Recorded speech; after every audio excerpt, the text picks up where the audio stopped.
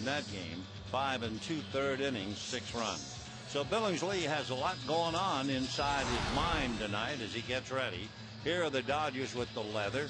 James Loney and Orlando Hudson, Rafael Furcal and Casey Blake. Ramirez Pierre in center. Matt Kemp has a bit of the flu bug, we understand. Andre Ethier is in right. And the battery, Billingsley and Martin. We also understand that Clayton Kershaw, who's due to pitch tomorrow night against 14-game winner Adam Wainwright, is also feeling the effects of perhaps a slight touch of the flu.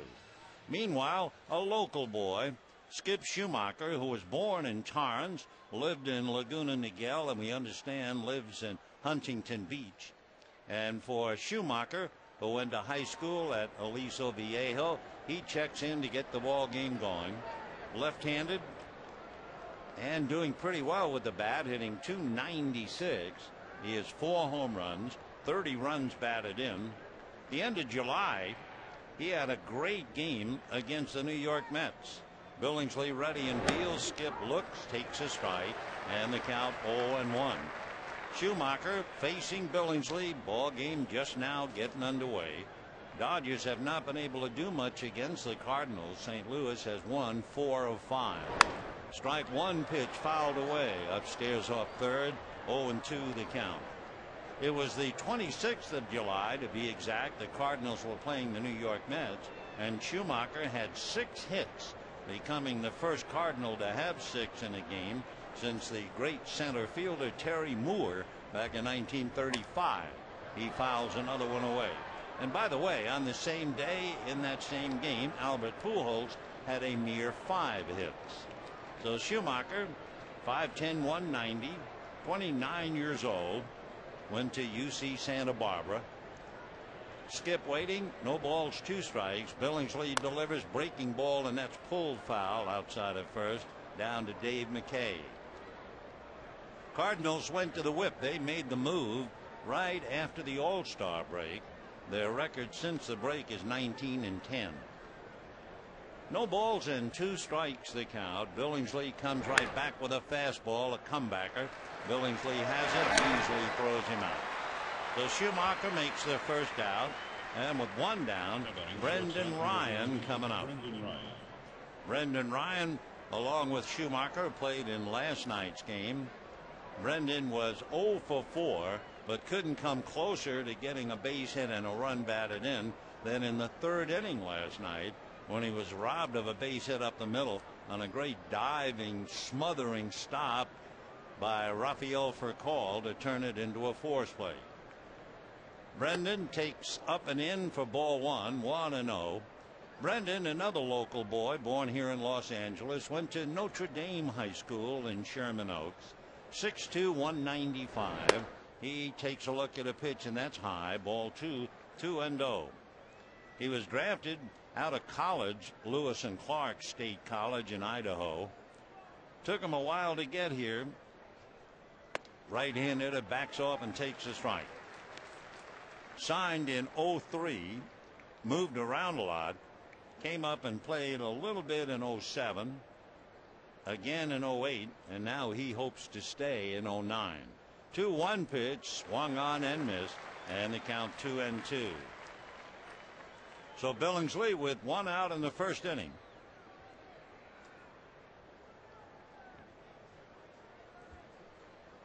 Two balls and 2 strikes the count.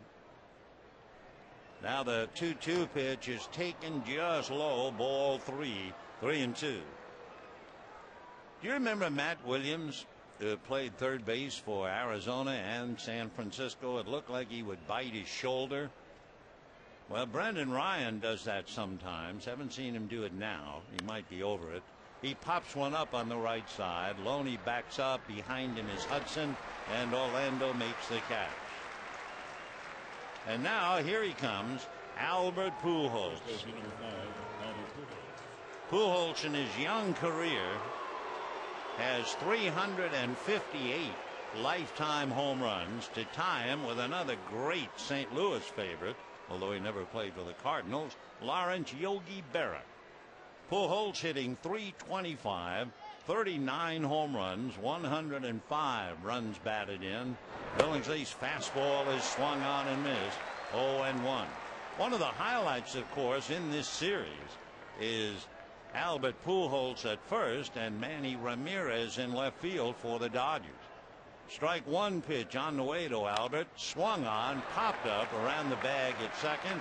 Rafael Furcal is there to put it away. So the Cardinals go 1-2-3 as Chad Billingsley walks off, and at the end of half an inning, Cardinals nothing, Dodgers coming up.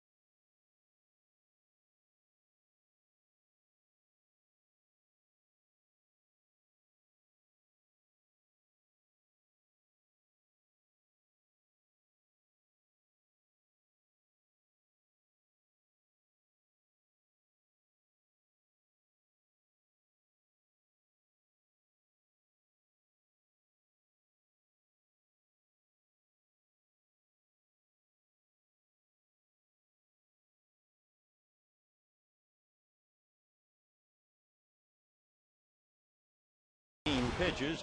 Let's take a look at Joe Torre's lineup.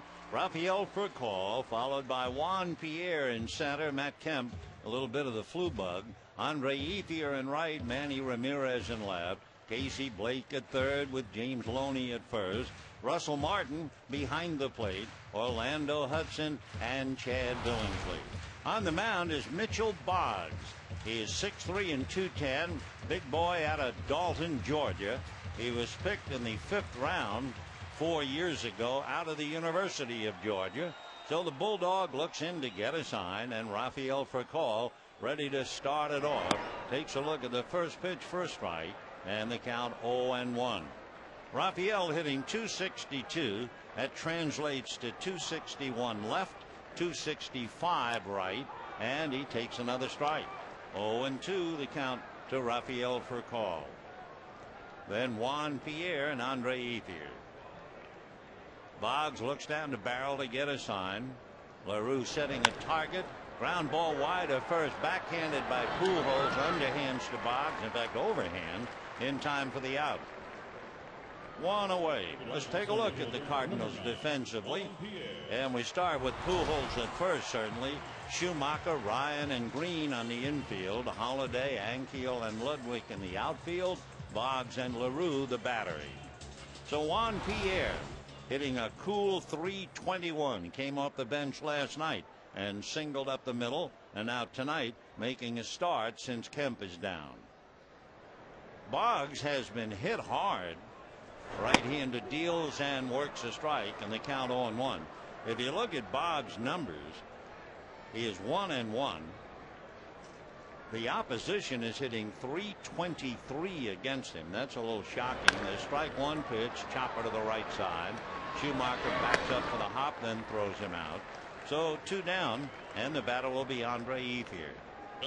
The temperature at the first pitch tonight was 68 degrees, but the Dodgers have to be feeling the heat. It is a different kind of heat. It doesn't register on the Weather Channel. But the Rockies beat the Nationals 4-3 behind Ubaldo Jimenez.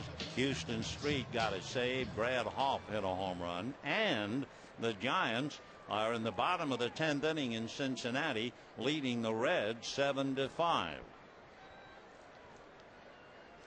So 2 down. Andre Ethier, who is very, very happy to be home. takes a look at the first pitch low, ball one. Ethier at Dodger Stadium hitting .315. On the road, .250. Put it all together, he's hitting .281. 24 home runs, 80 runs batted in, leading the Cleve in both areas as he takes low. On deck, Manny Ramirez. Dodgers trying to turn things around. They've lost 4 straight at home, 7 of the last 9. And after that great stretch where they won 13 in a row, as Matt Kemp has to just look on, the Dodgers have flattened out. They played 500 ball, 23 and 23. Ethier takes a strike. 2-1 the count. Meanwhile, the Cardinals flying high. They are 6 games in front of the Cubs. Boggs looks down, turns, ready, and the next pitch very high. 3-1 the count to Andre Ethier with Manny on deck. Dodgers, just a couple of them have seen Boggs, Loretta and Ramirez. The 3-1 pitch to Ethier is swung on and fouled, and it's a 3-2 count. Mark Loretta 1 for 1 in the past against Boggs, and Ramirez on deck is 1 for 3. No score, bottom of the first inning. We're just starting. Boggs about working with that right foot just about in the middle of the rubber. Now he's ready, in the 3-2 pitch on the way as a fastball pulled into right field for a base hit. According to the gun, it said that was a 95-mile-an-hour fastball. So Manny Ramirez coming up for Boggs to face Ramirez. As we mentioned, Manny is 1 for 3. Boggs now in 34 innings has given up 44 hits. Add to that 20 walks, and you get the idea. He pitches out of the stretch a lot. So here's Manny. Off the bag at first is Ethier with his base hit. Boggs hands at his sides, reading LaRue. Now to the plate, fastball at the knees for a strike, and the count 0-1. There was a wonderful Broadway show. They made a movie, Annie Get Your Gun. And just thinking about this series with Manny Ramirez and Albert Pujols. Strike one pitch off the plate, 1-1. Out of that play, the musical Annie Get Your Gun was a great song. Anything you can do, I can do better. Well, you wonder about these two if there isn't just a little extra pride, a little extra ego on the line. Ethier off the bag at first. 1 ball and 1 strike, the count to Manny. Boggs back, slider down and away, ball 2, 2-1 the count. Two of the outstanding players in the league. In fact, as good as Manny is, I don't see how anybody could not take away #1 player in the league, Albert Pujols. 2 balls and 1 strike. Manny hitting .310. Boggs comes back, fastball at the knees. 2-2 the count, and he's throwing hard, right around 95. Mitchell Boggs 6'3" and 210.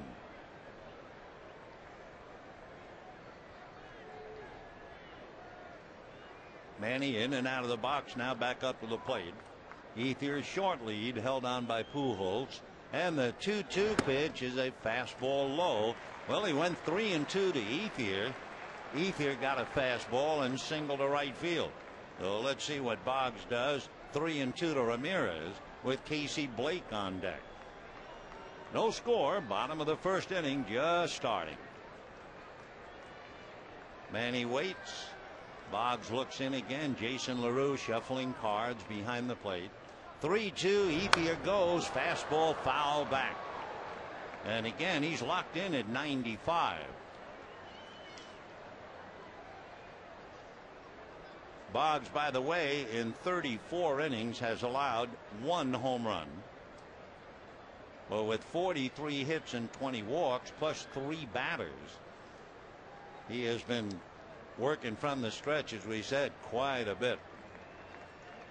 All right, 3-2. He's ready again. So is Ethier. He goes. Fastball is low. Ball 4.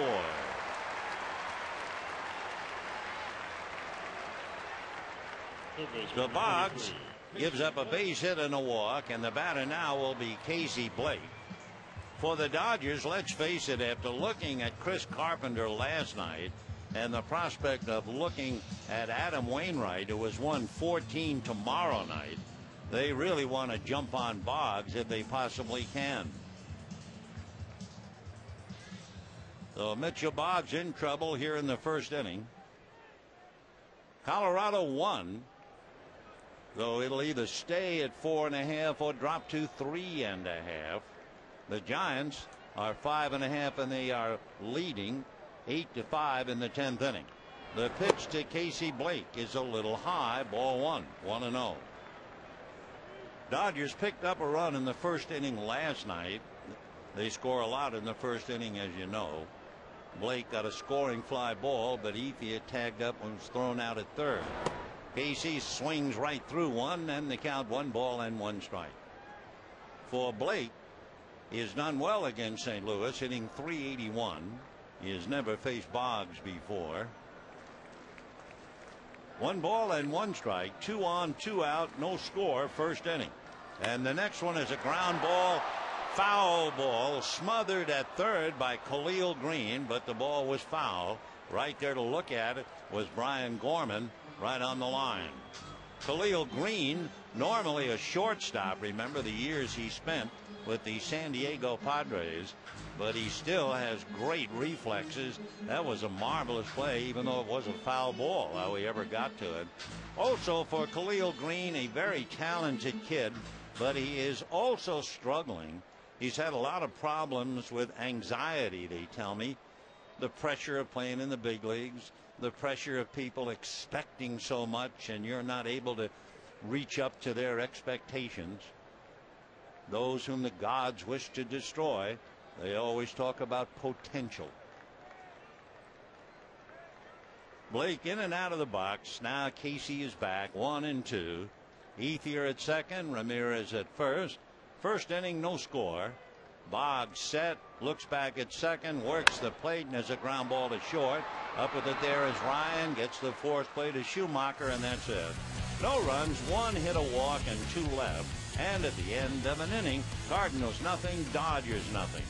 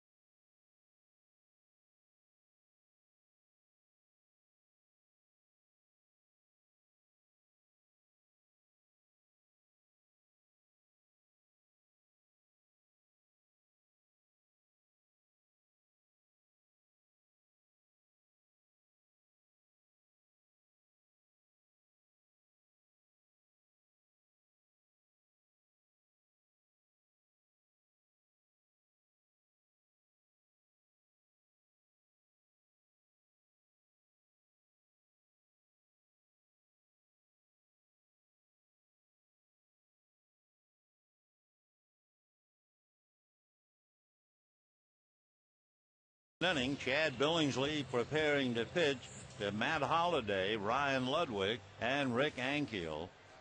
Matt Holliday has a 10-game hitting streak, but more importantly, he has a 19-game hitting streak against the Dodgers. Matt batting .320, And Billingsley delivers, and the first one's in for a strike, and the count 0-1. Holiday, coming over from the Oakland A's, has hit in 20 of the 22 games he's played with the Cardinals. Now the strike one pitch on the way, and a little flare. Hudson going out to angle and makes the catch for the out. So Holiday with a little pop fly, run down by Orlando Hudson. One away here in the second inning, and the batter will be Ryan Ludwig, the right fielder. Ludwig last night went 0 for 3, but he did reach, and it was most important in the seventh inning. Charlie Hager's knuckleball hit him back of the left shoulder, and the next thing you know, Rick Ankiel hit one 3/4 of the way up the pavilion in right field. Ryan fouls it back, and the count 0-1. Ludwig, another fine player for the Cardinals. He was the player of the month in July. He has 18 home runs, 74 runs batted in. He had a terrible time in spring training, but we'll have to tell you about that later because he's hitting a fly ball to Andre Ethier for the second out. A couple of years ago, they were training in Florida, and the red ants got him, and he had a severe allergic reaction. Red ants in Florida. Well, he's okay now.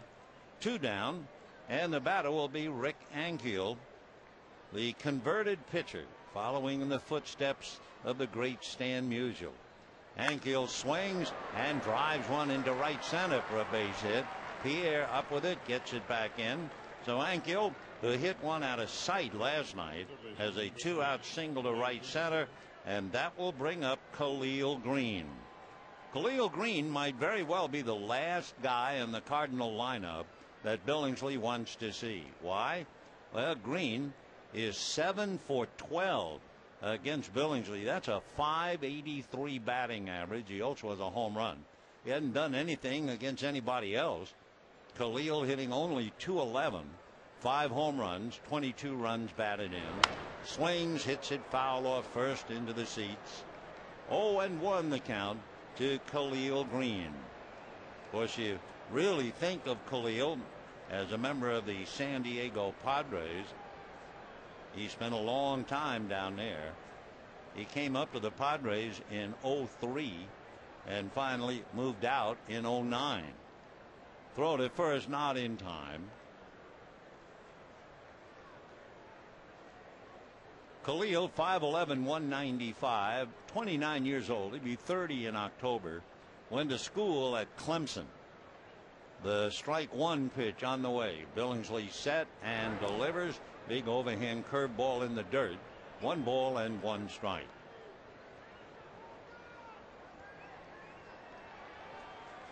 Khalil Green, from the Baha'i religion.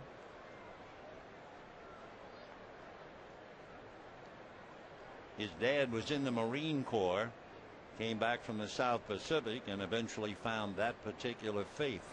The 1-1 pitch is fouled off. 1-2 the count. His dad was at Da Nang in Vietnam in the summer of 1964. His unit with the Marine Corps first to get there, and many of those Marines never came home. Ankiel at first, 2 out, top of the second, no score. Another throw to first. Back on the bag is Ankiel, who has stolen only 2, been caught 3. Rick taking the lead, and Green waiting at the plate. Billingsley very deliberate here. Now he's set. Ankiel off the bag. The 1-2 pitch is fouled away off first, out of play.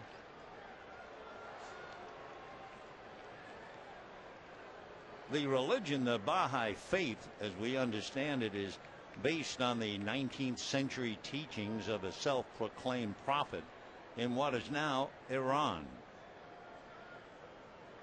And they're dedicated to peaceful resolutions of conflicts, which is a nice thought in itself.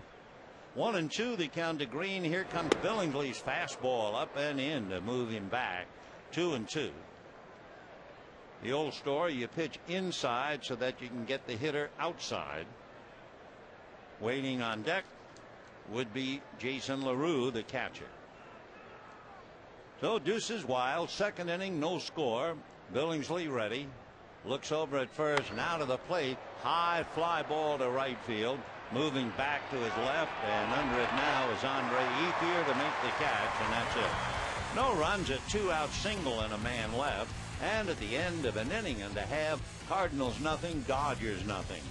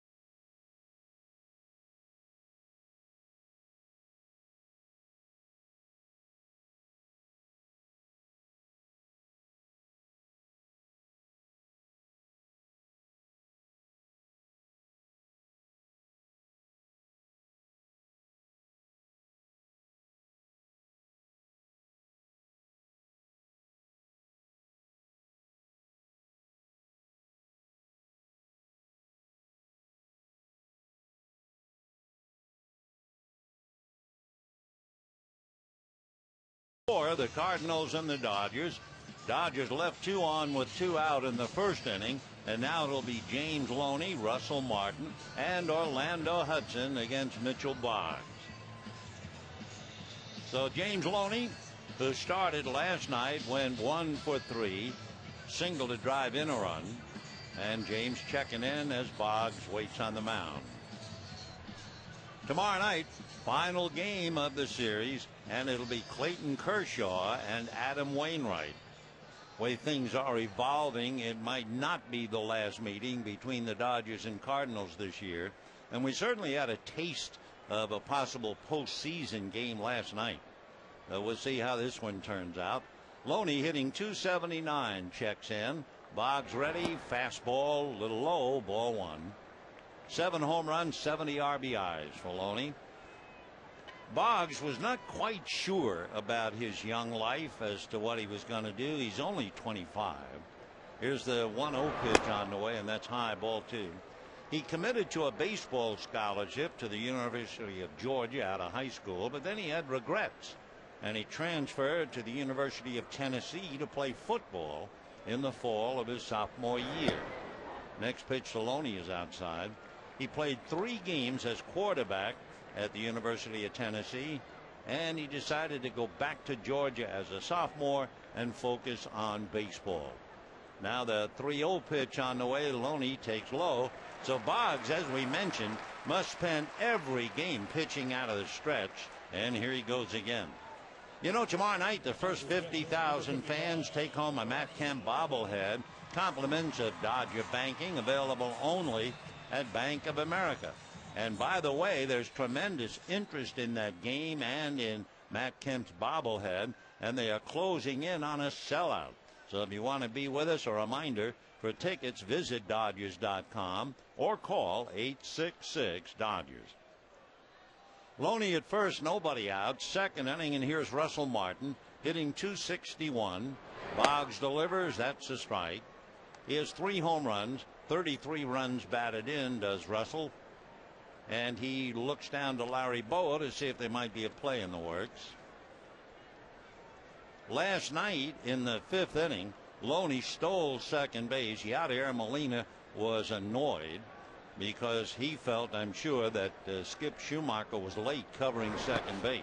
Breaking ball in the dirt, blocked by LaRue. Well, Molina's not in there, and you can bet if Loney goes, Schumacher is ready. Russell backs out, takes another look. He's had about 440 plate appearances, and he's only struck out in the 60s. So a contact hitter. Throw to first. Loney back on the bag. Cardinals thinking possible hit and run.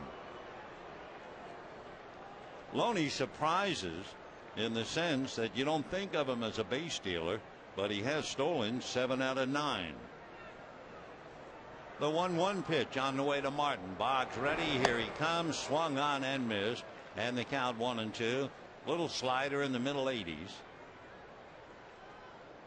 Basically his fastballs, they say. We've seen him hit 95 according to the gun here. Both a 2-seamer and a 4-seamer. Slider and a changeup. 1 ball and 2 strikes the count. Martin in and out of the box, and Boggs waiting. Since the Cardinals picked up Matt Holliday, they've really been inspired, it would appear, as Martin holds up on a pitch in the dirt, and they're going to ring him up. The first base umpire saying strike 3, and that would be Field and Culbreth. So 1 away. Loney holding at first. Strikeout number 1 for Boggs, and the batter will be Orlando Hudson. Hudson batting .290 with 8 home runs, 56 runs batted in. Dodgers certainly have their work cut out for them. The Rockies won. The Giants are winning, and we're no score here in the bottom of the 2nd inning. Boggs ready and deals off the plate. Ball 1. Another fastball that missed. 1-0 the count. Now Hudson looks down to Boa. 1 out, 2nd inning. No runs and 1 hit for each side. Boggs ready. Comes back to the plate, and there's a line drive, base hit to center. Loney to second base and holding. So it's another fastball. And Hudson, after looking at one, timed the other.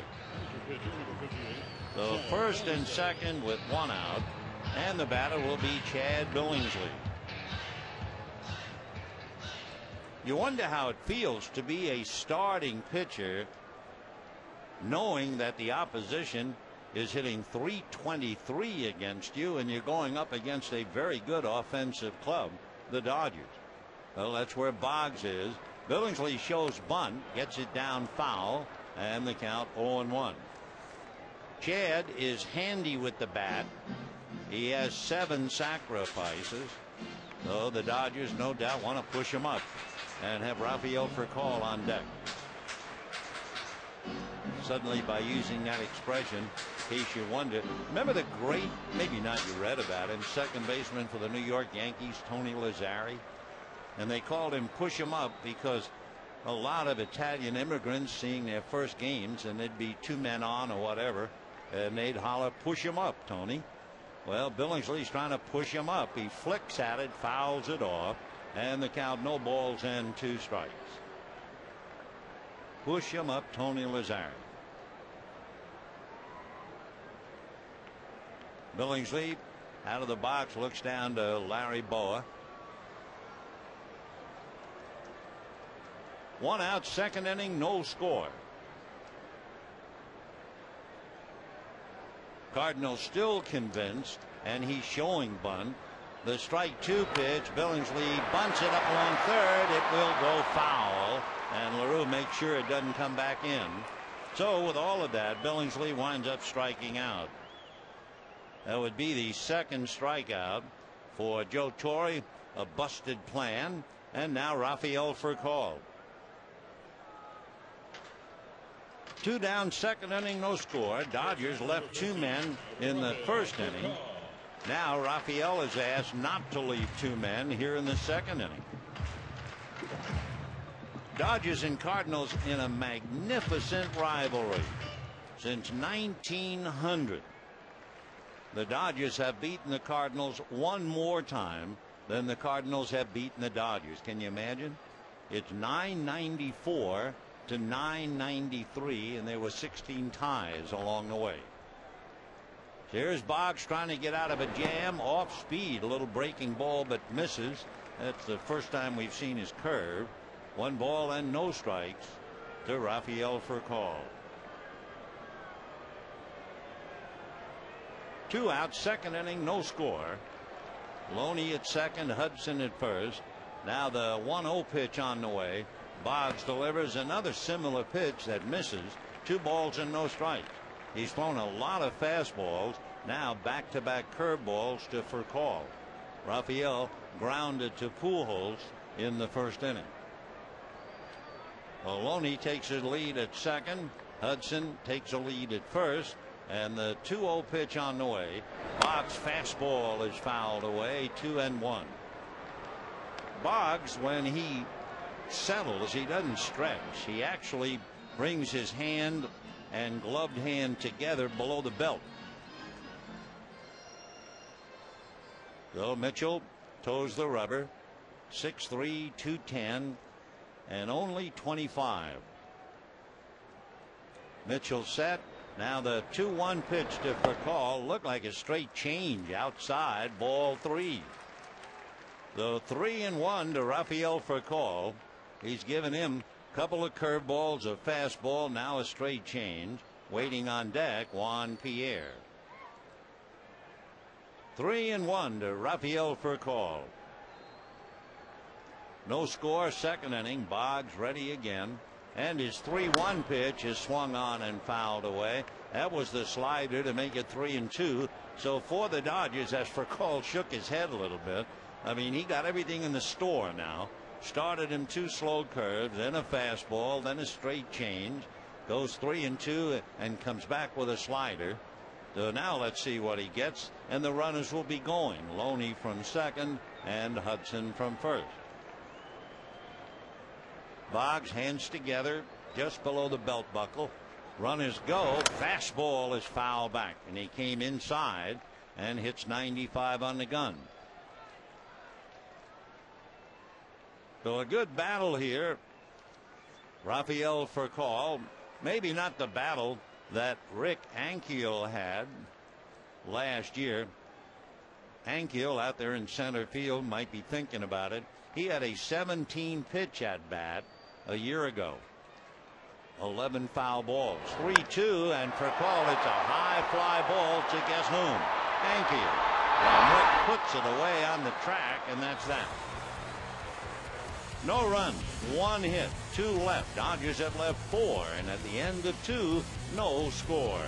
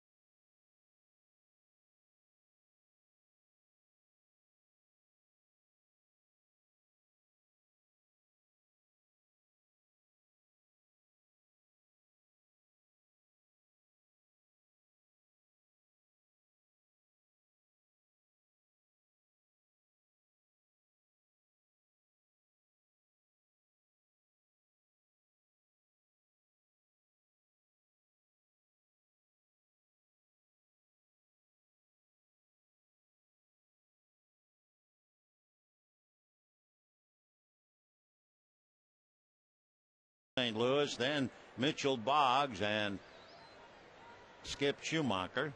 And LaRue settles in, and Billingsley ready to go to work.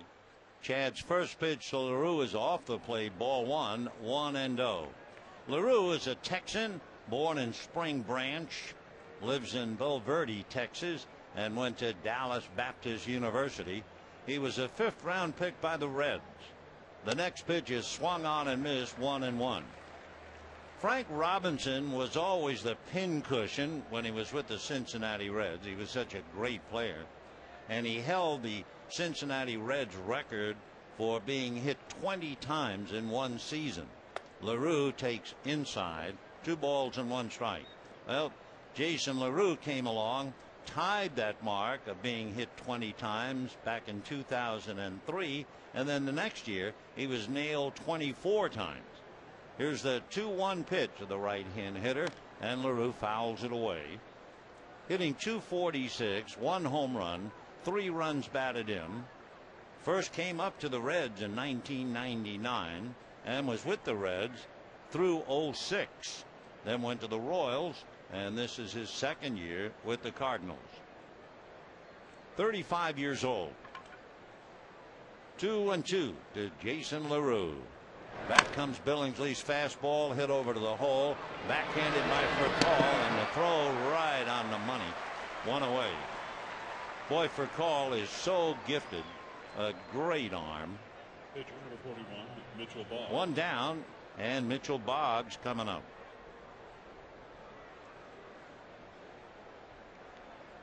Mitchell Boggs with the bat has 1 hit. It was a double. 1 for 10. Right-hand batter looks, and the pitch a little high, ball 1. Skip Schumacher on deck. So the big boy from Georgia, the Bulldog, at the plate. And the 1-0 pitch on the way. Billingsley works inside under the hands. 2-0 to count. Billingsley has allowed 1 hit, a single to right center by Rick Ankiel. The 2-0 pitch on the way, and that's in there for a strike. 2-1 to count for the old quarterback from the University of Tennessee. Dodgers are going to see another one when they go to Colorado. 2-1 pitch, a little ground ball up the middle, going back to backhanded as Hudson throws him out. So 2 down in the 3rd inning. And the batter will be Skip Schumacher, who hit back to the box in the 1st inning.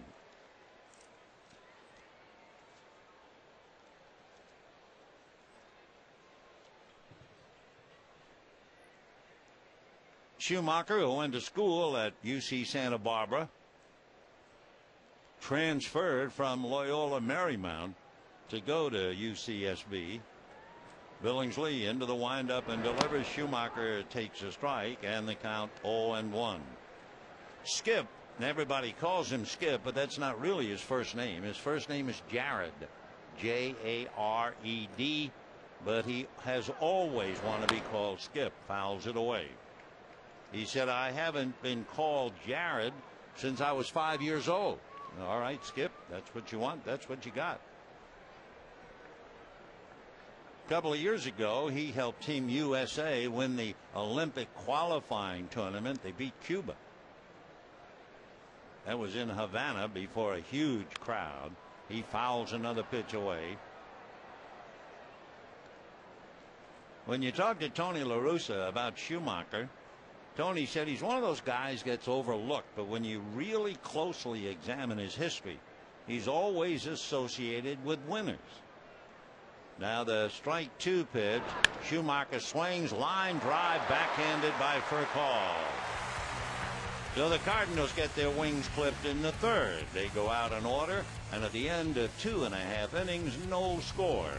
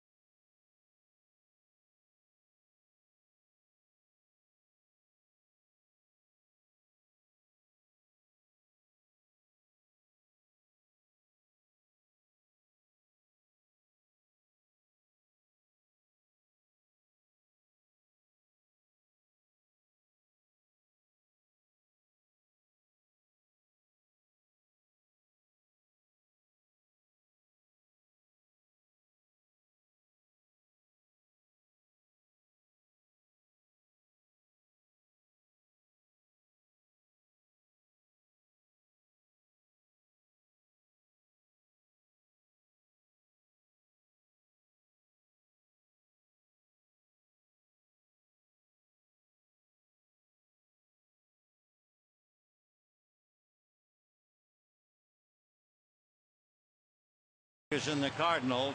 Dodgers have struggled inside the Central Division. In fact, in playing Central Division clubs, they played 25 games and they're 12-13. So the Dodgers trying to get back to 500, and it's Mitchell Boggs in the crosshairs. Pierre, Ethier, and Ramirez. No score as Mitchell Boggs' first pitch in for a strike. Pierre grounded out to Schumacher in the first inning. No balls and one strike. Juan hitting .320. Pierre hits a big chopper wide of first. Pujols overhanding on the money to Boggs. So they get Pierre one away in the third inning. Of course, that's a big Gold Glove over there at first base in Albert Pujols. They have done a lot of statistical analysis. It's way too complicated for me, but when they get all finished with it, they say that without a doubt, Albert Pujols is the finest defensive first baseman in all of baseball. And we were wondering, is he the best player in the major leagues? In talking to some of our scout friends, they said, well, there might be one other fellow over in the American League.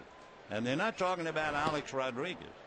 The pitch to Ethier is low, ball one. They're talking about the Minnesota catcher, Joe Mauer. Of course, he doesn't have Pujols' power. 1 ball and no strikes. The count to Ethier, who singled to right. Takes a breaking ball that misses. So Andre with a 2-ball, no strike count. The great Albert Pujols, for a lot more reasons than just his ability to play baseball. Here's the 2-0 pitch to Ethier, and that's low. We mentioned it last night. Young Albert Pujols married a young girl who had a baby with Down syndrome. He married her, and he has really devoted his off-the-field activities to raising money to help families with children with Down syndrome. 3-1. And I mean, he takes it seriously. 3 balls and 1 strike the count to Andre Ethier. And the pitch to Andre high. That went flying over into the dugout. Ball 4. I don't know what happened on that pitch. Whatever it was, Jason LaRue was somewhat in shock. Let's take a look if you're watching on TV. He missed catching the ball. The pitch actually hit Jason LaRue in the mask, or that area of the mask that checks the atoms out. That's the darndest thing. That fastball really had to have some late movement on it. Anyway, it's ball 4 to Ethier, and here comes Manny. Ramirez went 3-2 and walked. Ethier, ahead of him in the first inning, went 3-2 and singled. So Boggs set.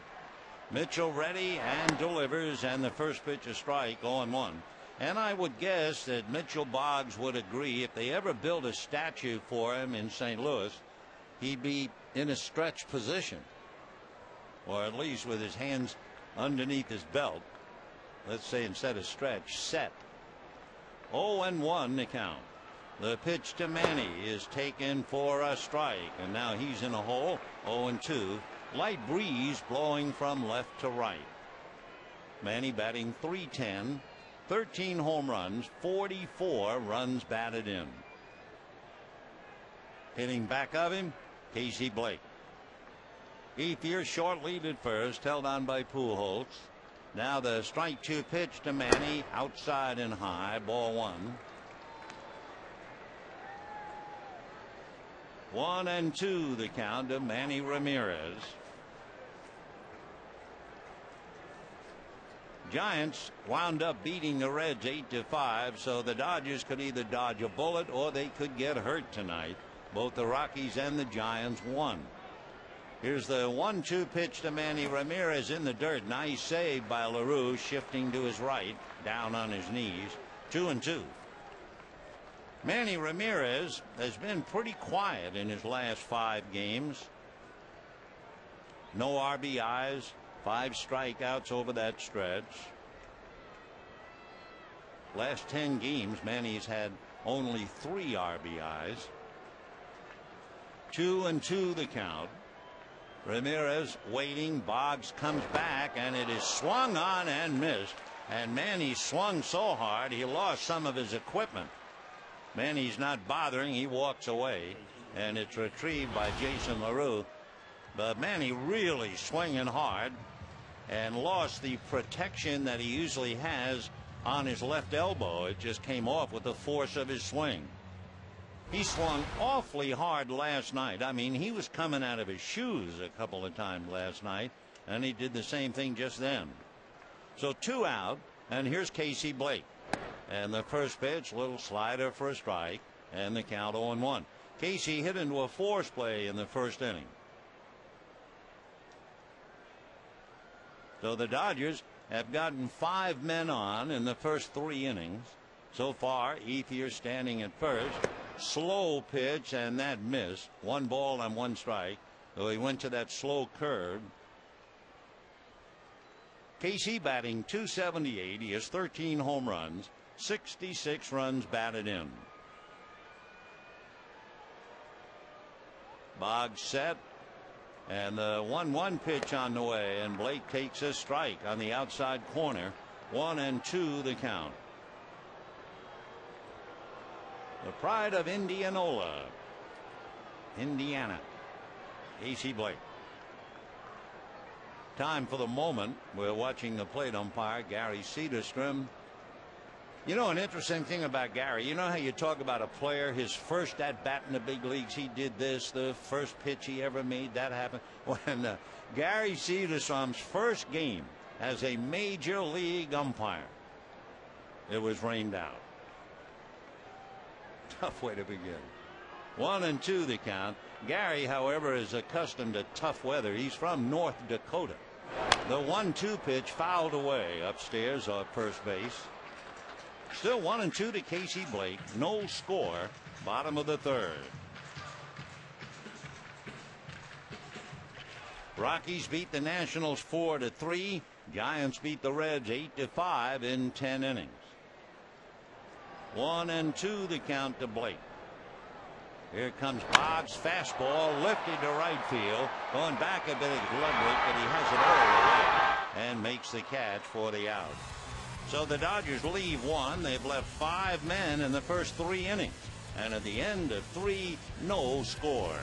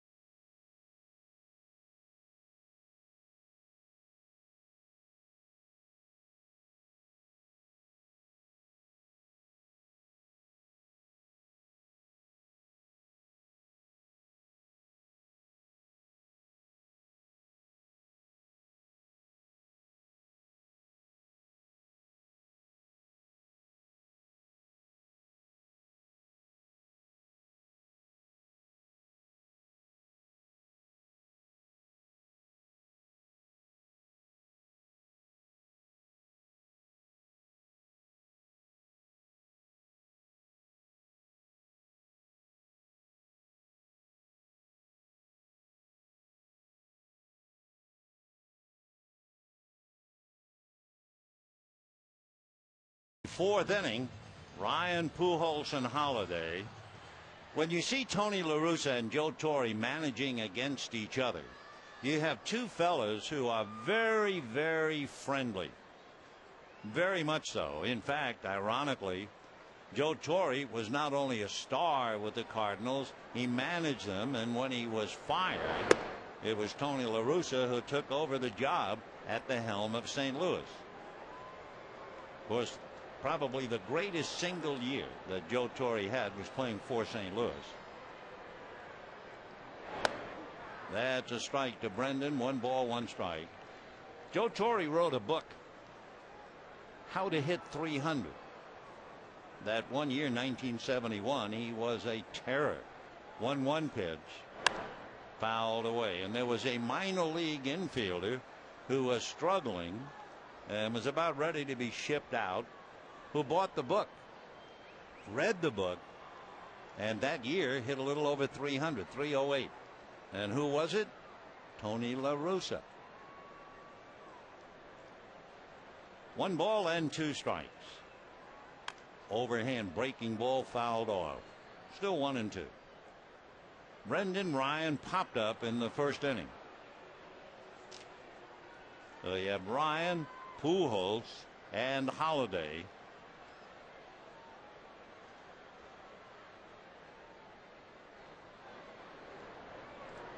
Yeah, you see him bite his shoulder just then. Fouled away. Matt Williams did that all the time, every single pitch.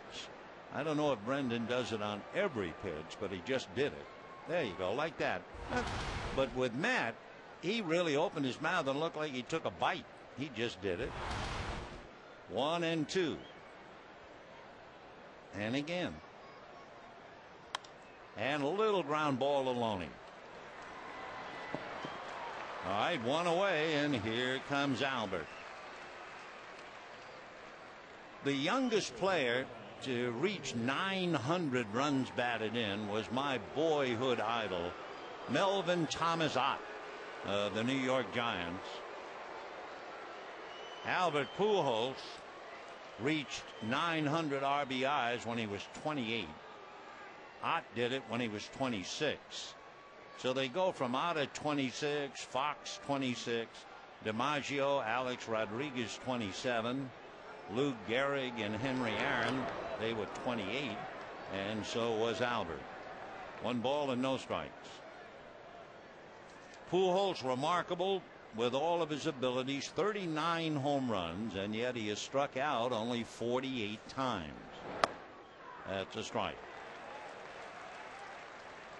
My favorite set of numbers, and every now and then we dust them off, has to do with home runs and strikeouts. And that's ball 2. You know, we were over in Arizona. You saw Mark Reynolds, 37 home runs, but strike out 200 times. You know, Joe DiMaggio never struck out more than 39 times in one season. Never. A broken bat ground ball. Hounding it is the O-Dog to get him. The broken bat took the steam out of the play, and Hudson was able to run it down.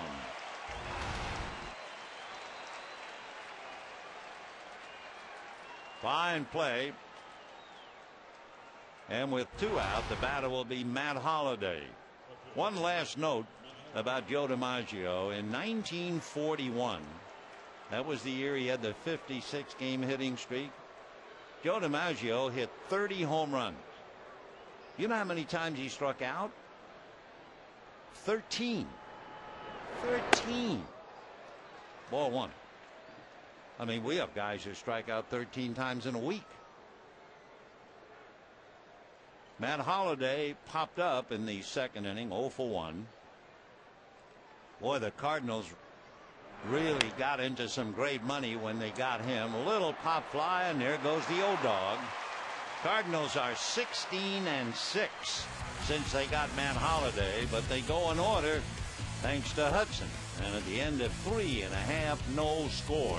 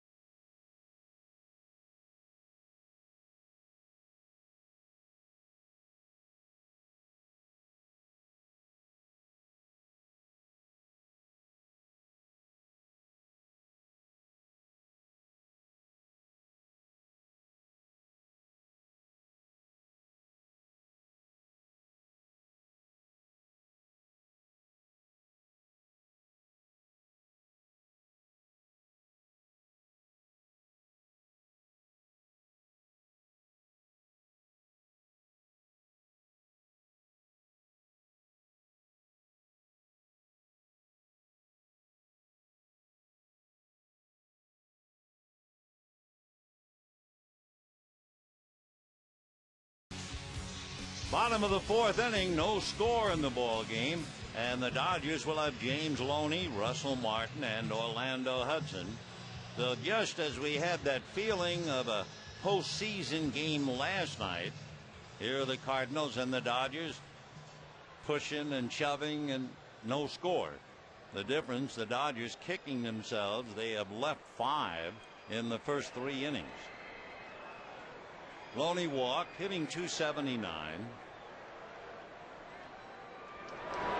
Fastball and a fly ball to Rick Ankiel in center. 1 away. We have our CarMax text question tonight. I don't know if you've been reading the papers or anything, but the Washington Nationals signed a young pitcher named Steven Strasburg to a record-setting contract of $15.1 million. There was a $7.5 million bonus to sign. Question is, do you think the Nationals did the right thing in signing him to that record-setting contract? Well, text your answer to 86212. It will really be interesting to get your thinking on that one. Martin struck out on a check swing in the second inning. And he hits one to center. Ankiel reaches up, falls down. Martin is going to wind up in second base with a double.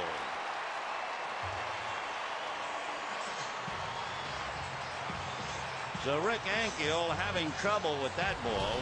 That line drive hit at him. Tough play. And then in going back, he missed it and fell down.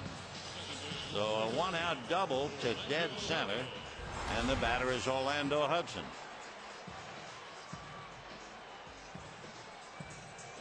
So Ankiel should have caught it, but of course he never came close to even touching it. And the Dodgers now trying to cash in the break. Hudson singled in the second inning. 1 out, fourth inning, no score. Ground ball to the hole, base hit to left field. Holiday charging, Martin will stop, and the throw cut off by Khalil Green. So Orlando Hudson goes the other way, a base hit to left.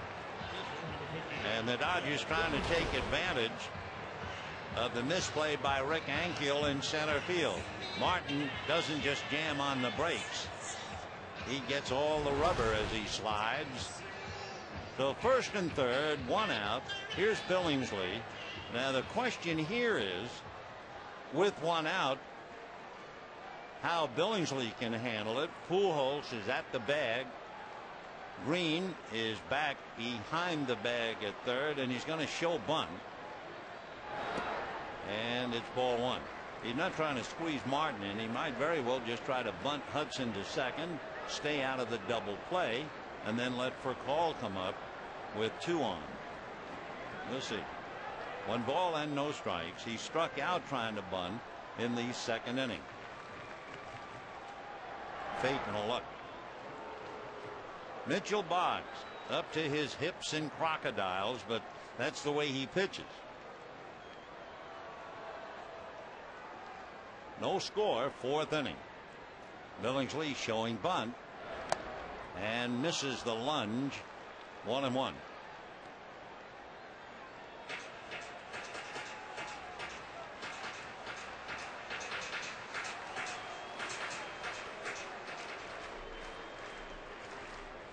Boggs had made 61 pitches in the first 3 innings.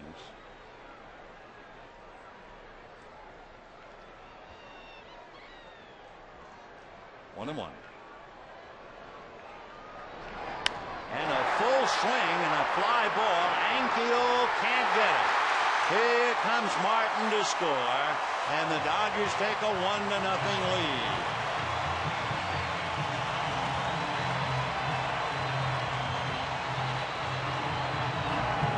For Billingsley, he has 10 hits and 4 RBIs, and for Rick Ankiel, who was the hero last night, now they cash in his mistake, and the Dodgers take a 1-0 lead. So Billingsley, a fly ball single, Hudson taking second, and now here comes for call. When you look at Mitchell Boggs' numbers, you would certainly expect this and a lot more. As we told you, the opposition hitting .323. He's given up far more hits than innings pitched, struggling with his control, and he's down 1-0, but really only because of a mistake in the outfield. 1-0 the count. Well, that's the life of a ball player. Hero last night, and not quite sure a questionable status tonight. We're only in the fourth.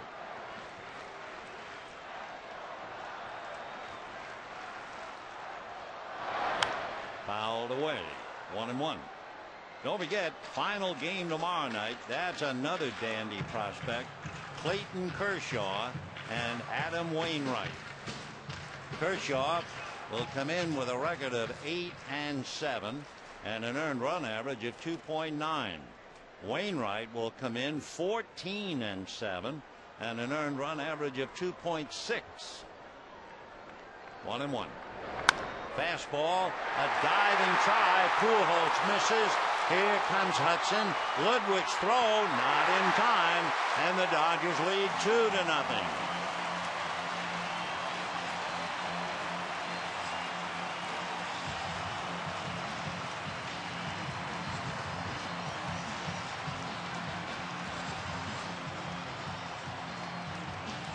Dodgers now 2 runs, 6 hits against Mitchell Boggs.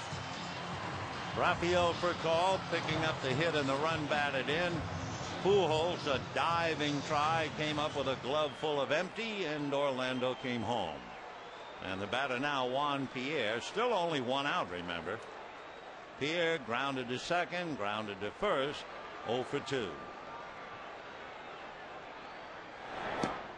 And ball 1. On deck, Andre Ethier. 2 runs, 6 hits for the Dodgers.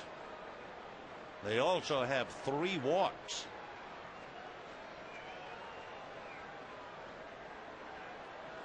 Fastball line to right. Ludwig makes the catch. A throw to second base should double up Billingsley, and it does.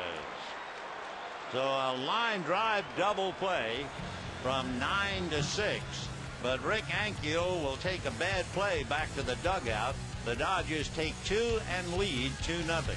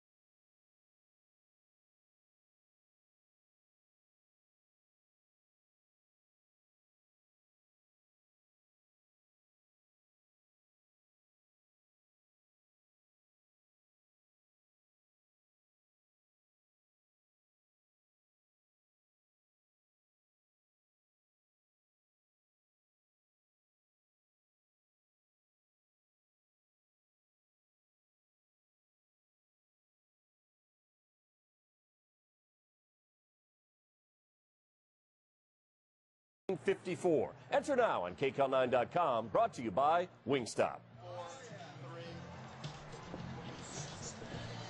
Dodgers pick up 2 as we go to the 5th inning, leading the Cardinals 2-0.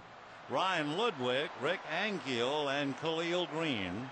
And it was Ludwig that made that fine defensive play, catching the line drive by Pierre and then nailing Billingsley at second.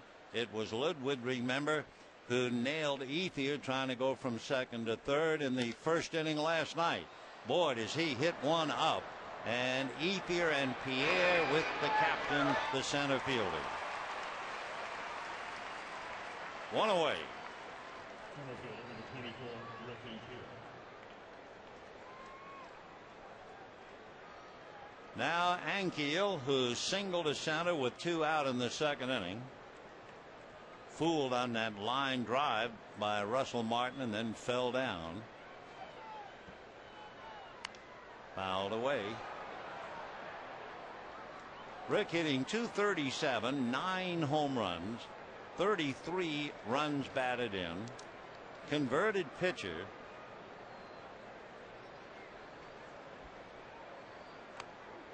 And a strike, 0-2. Only 12 players have hit their first home run as a pitcher and then later homered as a position player. One of them, the latest, is Rick Ankiel. Not this time.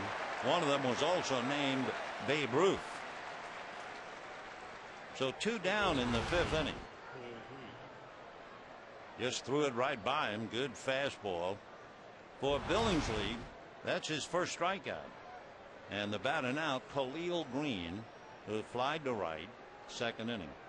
Cardinals have 1 hit, single in the second inning by Ankiel. Ground ball to the hole, backhanded by Furcal. Nice pick at the other end of it by James Loney.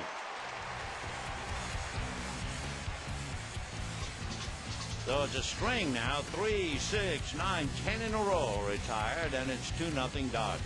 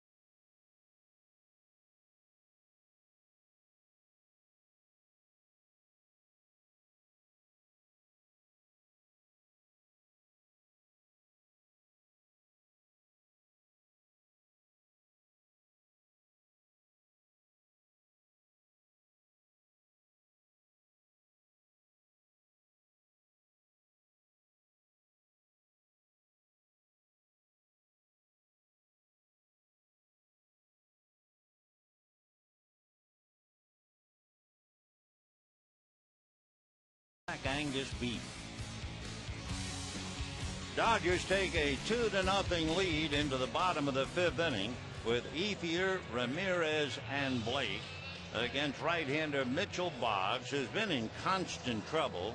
And finally, the Dodgers got to him in the 4th inning on 4 hits, one of which the misjudgment by center fielder Rick Ankiel.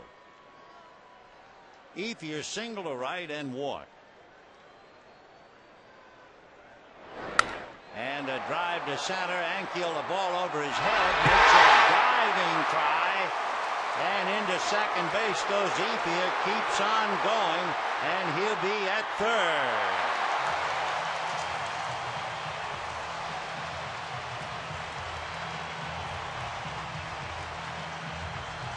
So Andre Ethier hits one to the warning track. Ankiel makes a dive and comes up empty, and Ethier has himself a triple. Tough play. It was over Ankiel's head, and he tried to backhand it. Then he lost sight of it after it bounces against the wall. So Ethier standing at third with the triple, and Manny Ramirez coming up. For Ethier, his third triple, and it looks like Ankiel is becoming a target out there as Manny checks in. Ramirez walked and struck out. Ball one. The double by Martin should have been caught. The ball that was just hit by Ethier, no way. That was a triple all the way. 1-0 to Manny. Chop foul, 1-1.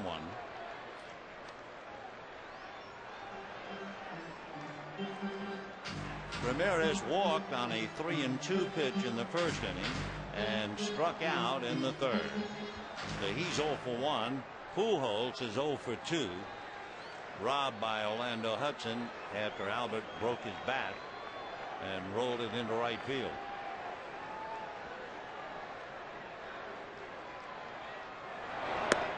Slider, ball 2, 2-1.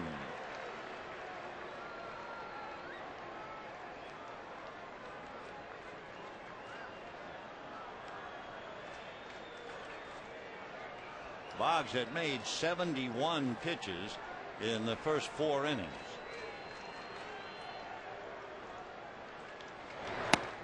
And ball 3. Dodgers 2 runs, 7 hits. Cardinals no runs, 1 hit. And Ethier at third with nobody out, and hold everything now. Dave Duncan making his way out to the mound to talk to Boggs. Duncan is as well respected as there is as far as pitching coaches go in the big leagues, and not only well respected, but Duncan is probably the best paid. Dallas, Texas, also lived in Oakland. He has always been the pitching coach for Tony La Russa. He served in the Marines in the 60s. Been with a lot of clubs.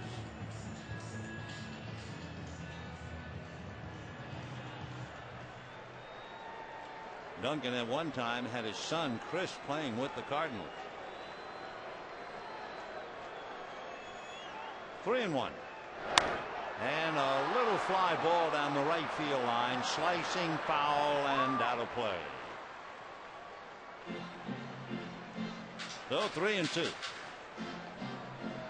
Right-hander Jason Mott gets up in the Cardinal bullpen. If you had read the numbers that Mitchell Bogg brought into the game, you'd really expect this kind of a game. Dodgers with men all over the place, stranded 5 in the first 3 innings. Didn't leave anybody in the 4th because Billingsley was doubled up at second base. 3-2.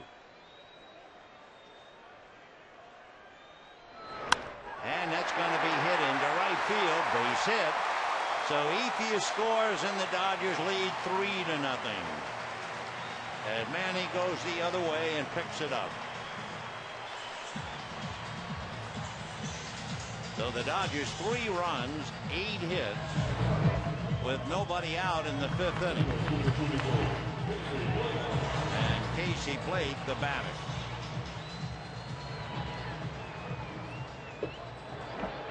Not only 8 hits, but also 3 walks. Blake has hit into a force play and flied to right. Sinking fastball missed. 1-0. On deck, James Loney.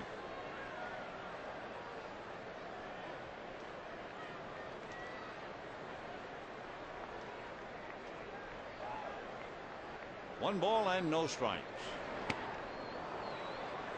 Chasing the slider, 1-1. Dodgers trying to snap a 4-game losing streak at home. Trying to get well after having lost 7 of 9 at home. And more importantly, trying to stay in front of the Rockies and the Giants. Each won their game today. Ball 2.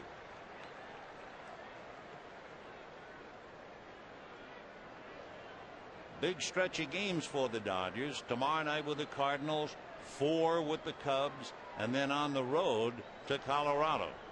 A confrontation. Another slider. 2-2 the count. Dodgers had their way with the Rockies earlier in the week and in the year. They beat them 10 out of 12. But next week when they go to Colorado, it'll be Jim Tracy's ball club, and they're playing exceptionally well for Jim. They floundered with Clint Hurdle. Fastball hit into left field, base hit, and down to second goes Ramirez. So it's funny, Boggs throwing one slider after another, and Casey couldn't connect, and then he gives him a fastball, and Casey singles.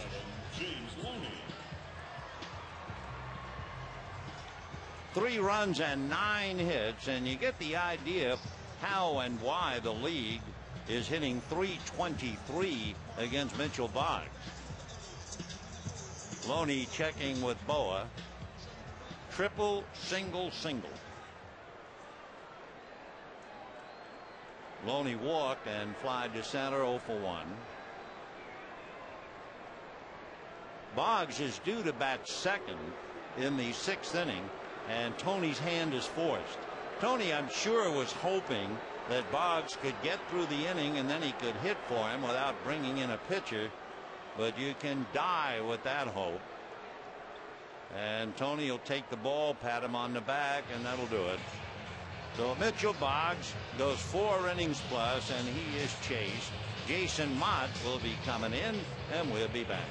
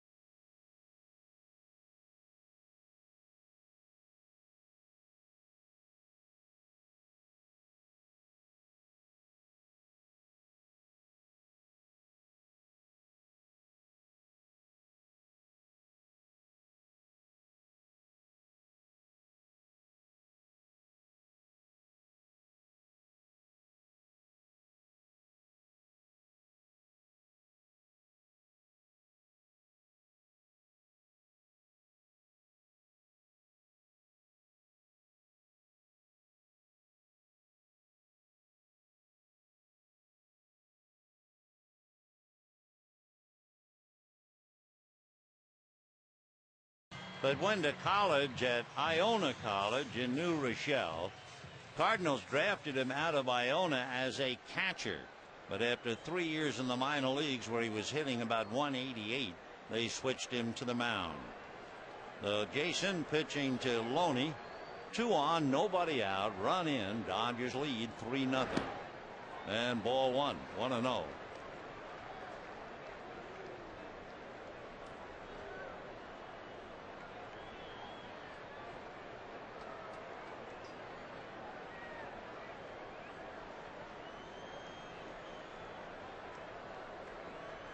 Ramirez at second, Blake at first.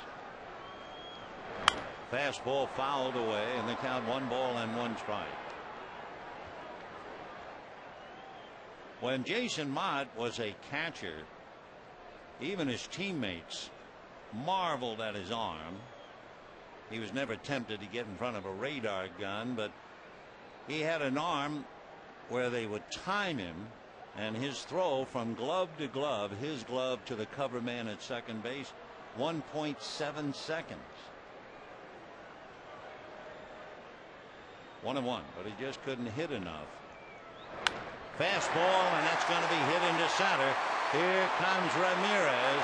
Ankiel's throw will go to third. So it's a 2-run inning, and the Dodgers lead 4-0. As Loney gets a base hit and a run batted in. The run is charged to Boggs. Blake at second base belongs to Boggs. And Russell Martin will be coming up.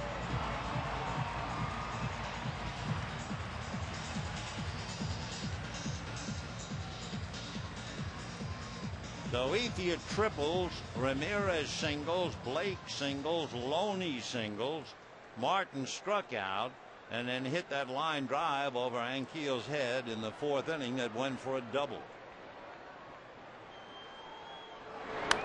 Foul back, 0-1.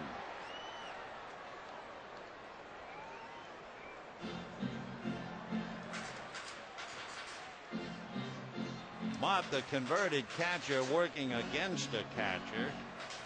The book says Mott has a fastball that's been clocked as high as 100, developing a curve, slider, and a cutter. Fastball hit to the hole. The play at second for 1, and they turn it for a double play. So Brendan Ryan takes the ground ball and gets 2. Blake advances to third, and Orlando Hudson advances to the plate. 6-4-3 DP. Dodgers 4 runs, 10 hits. Cardinals have just 1 hit, nothing else. Orlando Hudson, single to center, single to left. Scored a run and hitting .293. Ball 1. Jason Mott throwing hard. He is 3-4, but learning his craft. He has an ERA of right around 6. 1 ball and no strikes. That's a strike. Big slow change.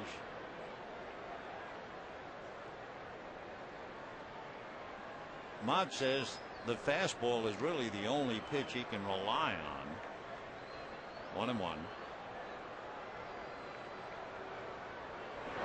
There it is. Big bouncer in the hole. Can't rely on that one. So the Dodgers lead 5-0. As Orlando Hudson comes up with his 3rd hit. Run batted in, and Blake brings the run over, which is also charged to Mitchell Boggs.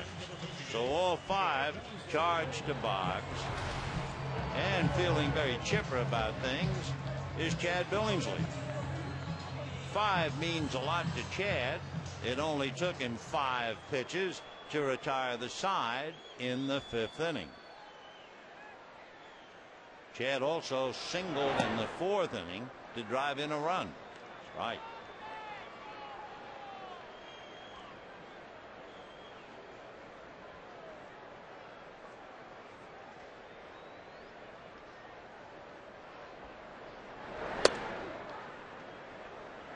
Oh, and 2 the count.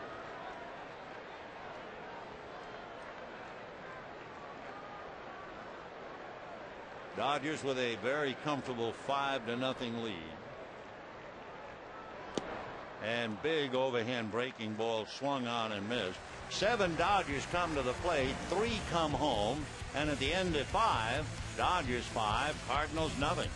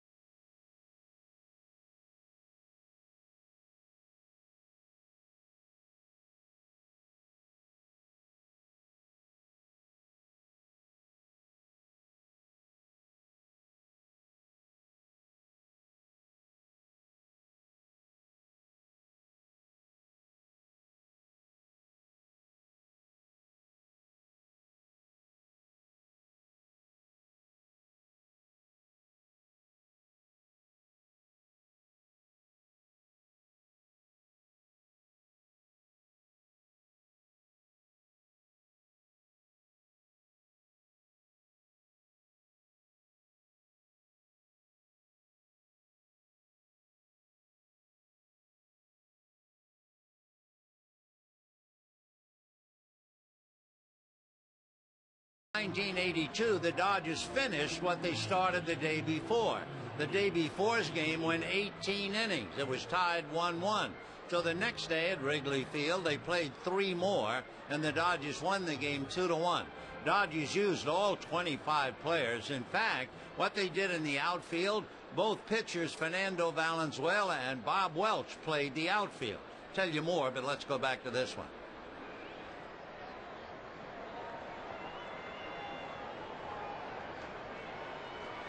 In that incredible game, Fernando and Bob Welch, and we see the hitter LaRue hit by the pitch. What the Dodgers did with the pitchers, if there was a right-hand batter, Tommy Lasorda would put the pitcher to play right field. Then if there was a left-hand batter, they'd put the pitcher in left field, trying to avoid the trouble. Joe Thurston will be coming up. Kind of lost track of Joe at one time in the Dodger organization. Thurston was signed by the Dodgers 10 years ago at a Sacramento City College, born in Vallejo and lives in Fairfield.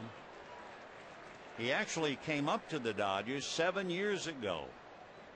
He was up and down in 02, 03, 04, and then finally disappeared from the Dodger organization. He'll be 30 the end of September. Handy guy to have around. Joe plays second base, third base, a little bit in the outfield.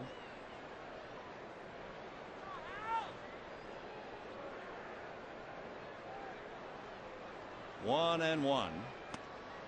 Ball 2. So Jason LaRue does what we told you about when he was with Cincinnati. He gets hit by a pitch. And now here is Joe Thurston.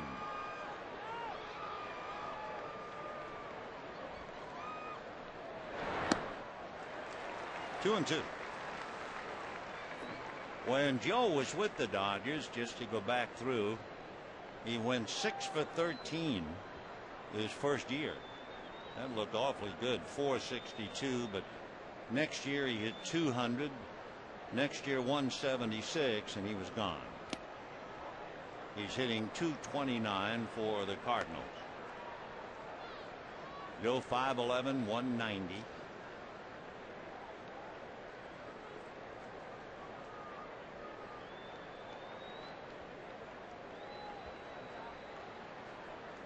Three and two.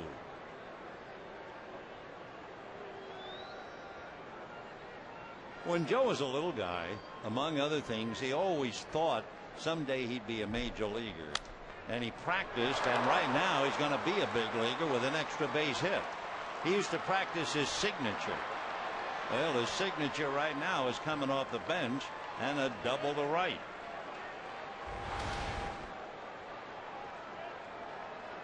So action from the bottom of the order, just under Loney's backhand attempt. Hit batter double. Second and third, nobody out. Schumacher, Ryan, and Pujols due up.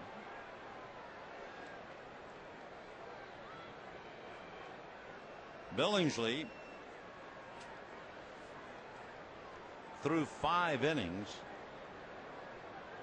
had made about 54 pitches. The Honeycutt didn't like that last pitch, I guess, and got on the phone. Schumacher 0 for 2. Last time up, lined out for call. 0 and 1.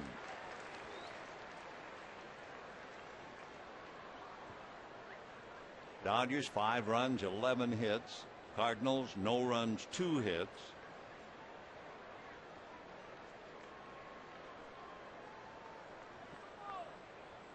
In the dirt, nice save.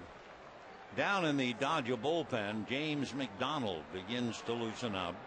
Billingsley is prone to the wild pitch. He has 11. So Martin has to work extra hard with a runner at third.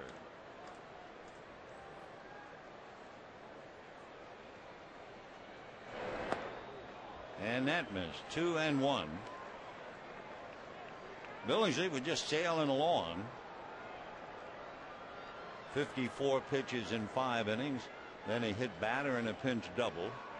And the Cardinals trying to get back in the game. Fouled away.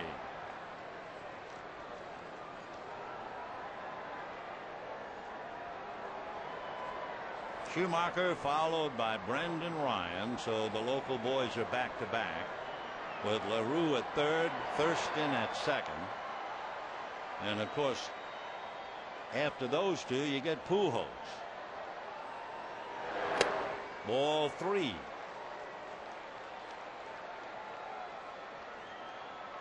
Second and third, nobody out.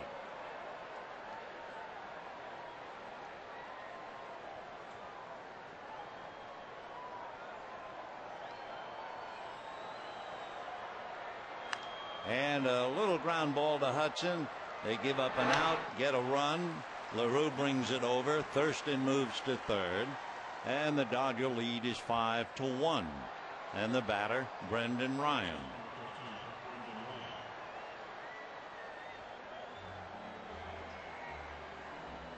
Time now as Rick Honeycutt didn't like the pitch apparently that he made to Thurston. When Thurston doubled, Rick immediately got on the phone as if he might have suspected something. Remember, Billingsley hasn't pitched in 11 days, but he has a 5-1 lead. Now you have Ryan and then Pujols.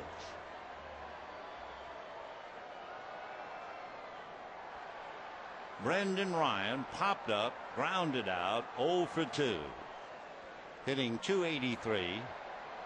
1 home run, 20 RBIs. See him going after that shoulder. Shades of Matt Williams. Ball 1.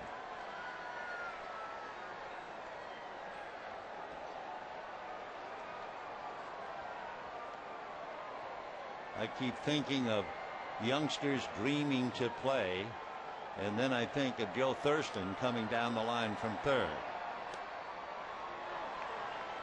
2-0. Can you imagine you're a little kid, you're saving baseball cards. You're not only dreaming to be a major league player, you are practicing to give your autograph. He was about 8 years old, and he's made it.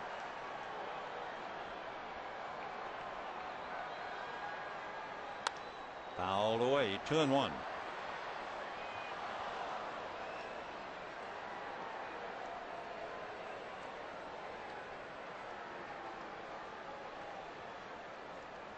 Brendan Ryan, the pride of Notre Dame High School over in Sherman Oaks. Fastball, and that's going to go into right center field. So scoring on the play is Joe Thurston. That makes it 5-2 Dodgers, and Albert Pujols coming up. So Brendan Ryan, base hit, run batted in. First baseman, Albert Pujols.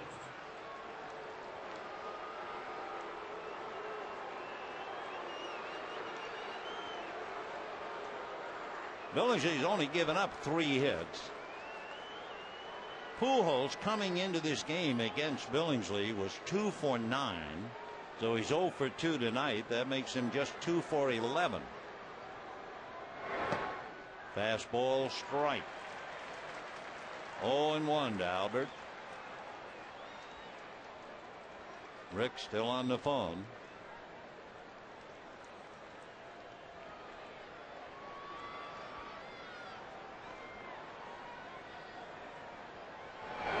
Breaking ball, and he's way out in front of it. 0-2.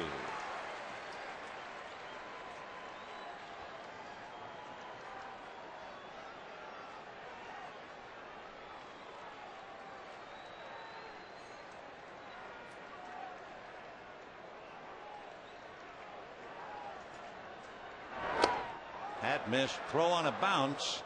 Loney makes a good play.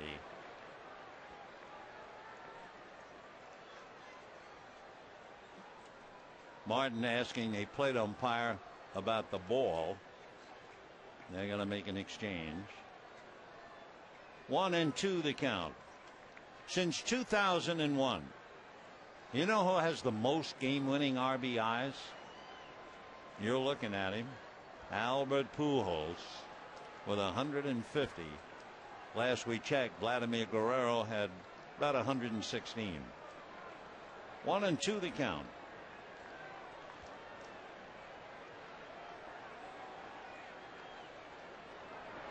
Off speed and just missed. Well, that takes a little guts to throw that big slow curveball to a guy who could hit it out of state. 2-2. Looks a lot faster on TV, but that was a big rainbow. 2-2.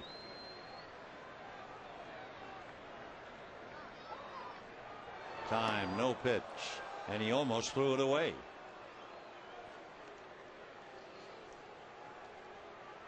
Among the awards that Albert Pujols has won, a cherished one was from last year. He won the Roberto Clemente Award that best exemplifies the game of baseball. 2-2. Fouled away. Pujols, with all of his home runs, with all of his runs batted in, has never struck out 100 times. Last year, 37 home runs. He struck out 54 times. In 06, he had 49 home runs, and he struck out 50 times. Pulled hard. Blake bobbles, throws in time, and they're able to double him at first. The one thing Pujols doesn't have with all of his gifts, he does not have any speed. However, the Cardinals get 2, and at the end of 5.5, it's 5-2 Dodgers.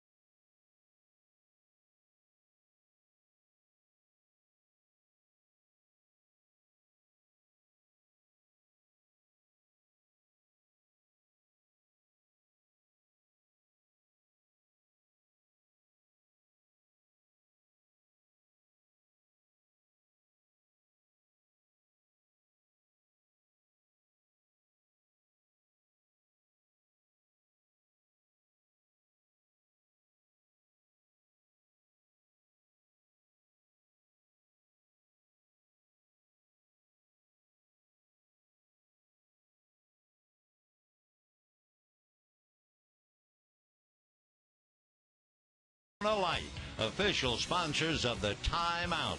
Relax responsibly. And by your Southern California Ford dealers. See what's new at scford.com.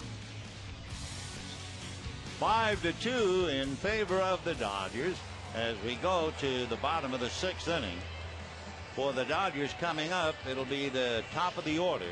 That means Rafael Furcal, Juan Pierre, and Andre Ethier. If anybody gets on, Manny Ramirez. Out on the mound for the Cardinals, Brad Thompson, signed by the Cardinals 7 years ago.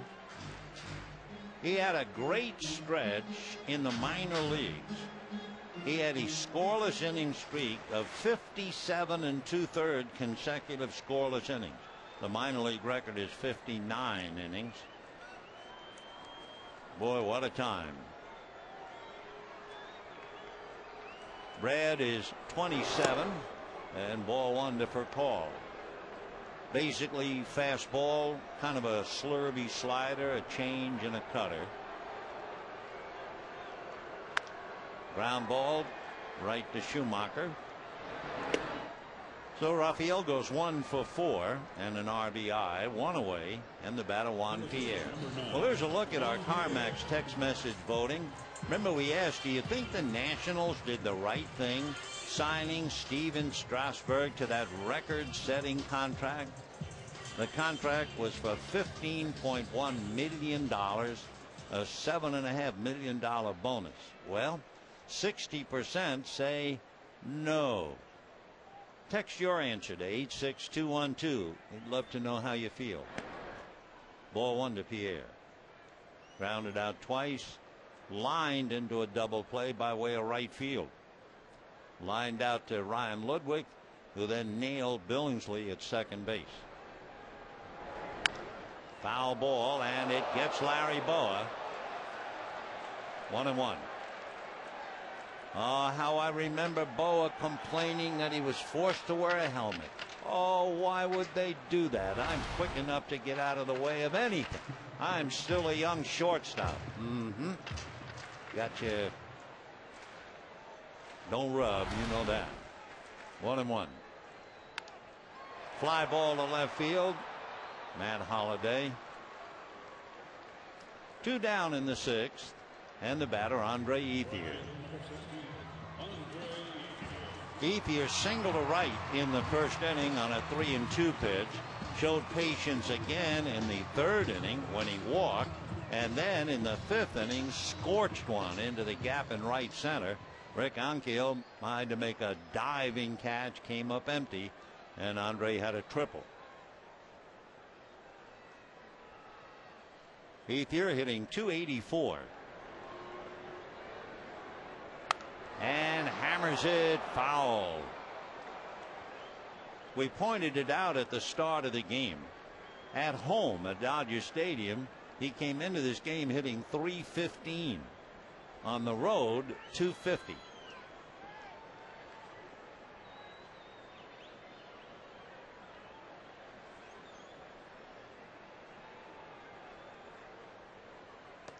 Check swing. Just as they asked Reb Tevye and Fiddler on the Roof, his answer was, I don't know. Same thing with what you do at home and on the road. 1-2. Boggs, Mott, and Thompson. Billingsley for the Dodgers, but how much more I'm not sure, because James McDonald is still throwing in the pen as Manny waits. 1 ball, 2 strikes.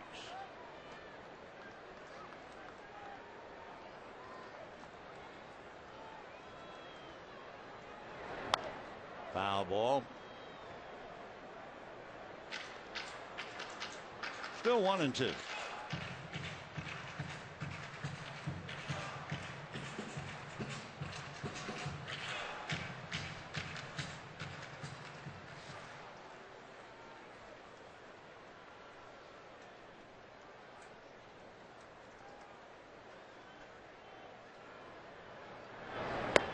And got him. So Andre started to pull the trigger, held up, down he goes. A 1-2-3 inning.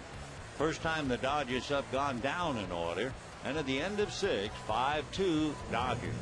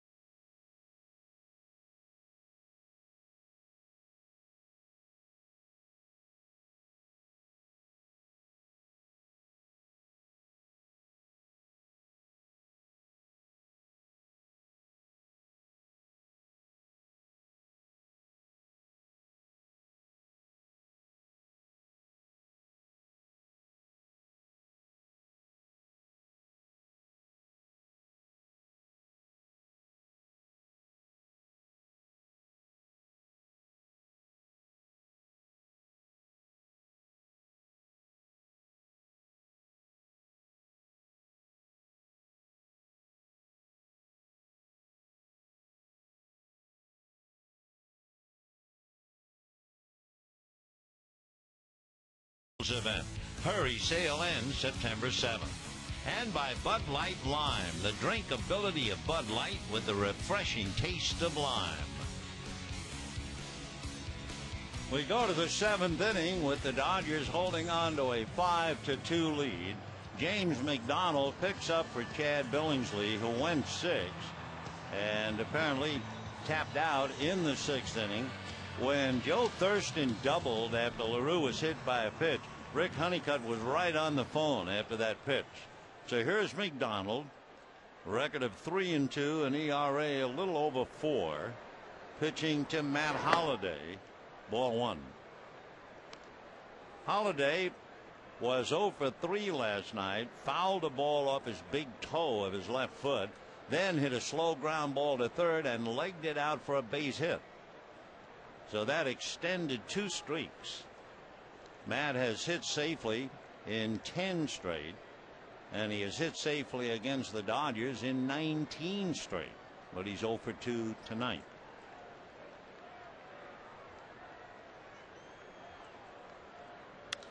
And a high fly ball into left center. Pierre looks like he has a play, and he does. One away. So Holliday is 0 for 3. The big guns are quiet. Pujols and Holliday are 0 for 6 between them. Ludwig is 0 for 2, so 0 for 8 amongst them. Ludwig flied to right, flied to center. Down in the Dodger bullpen, left-handed George Sherrill warms up. Ball 1. Ludwig, 18 home runs, 74 runs batted in, hitting .264. 2-0.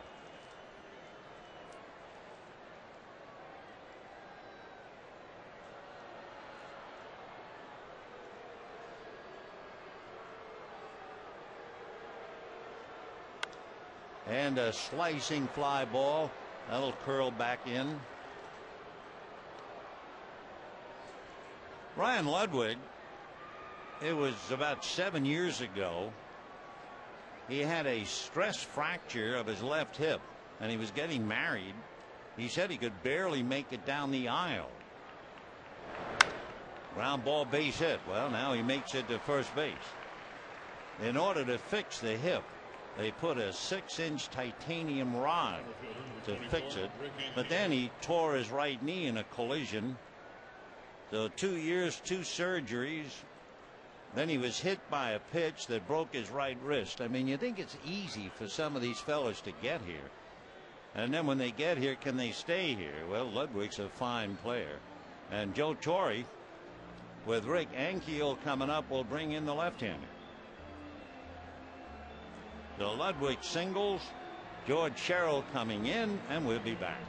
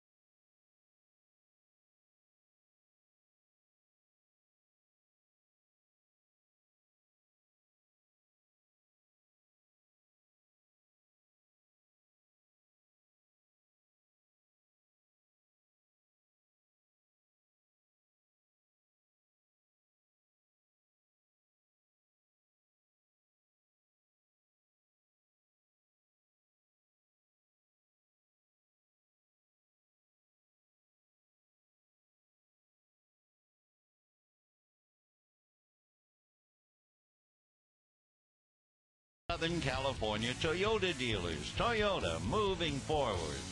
And by Carl's Jr. Try a Carl's Jr. $6 burger made with 100% Black Angus beef. George Sherrill coming in with Ludwig at first, 1 out in the 7th inning. George out of Nashville, Tennessee, originally drafted by the Mariners out of the Northern League, facing Rick Ankiel. 5-2 Dodgers, 1 out, 7th inning. Ankiel singled to center and struck out, 1 for 2.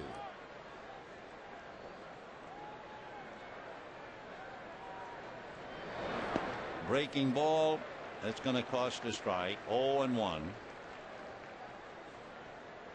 Ankiel got hurt earlier this year, clashed into the wall back in May. He missed 16 games. He was really banged up. Fastball and a strike. So Sherrill comes in, starts him curveball, comes back fastball, and he has him 0-2.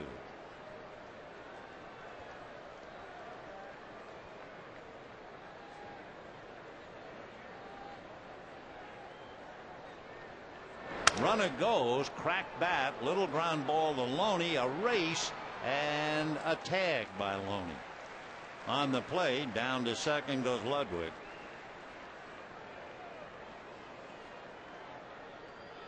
Two out, and Khalil Green coming up. So a tough night for Ankiel. He goes 1 for 3, has trouble with a line drive that went for a double. Thanks to that, the Dodgers scored 2 in the 4th inning, came right back with 3 in the 5th, and lead 5-2. Green flied to right, grounded to short against a pitcher he had really had great success against. He was hitting .583 against Billingsley.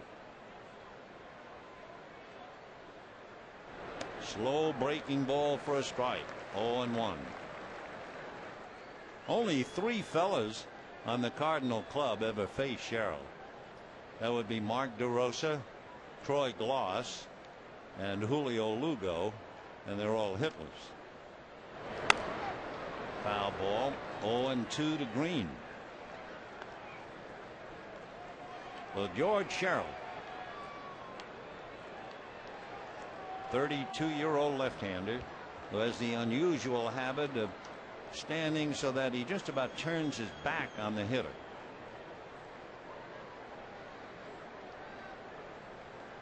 Right there. Fastball. Still 0-2.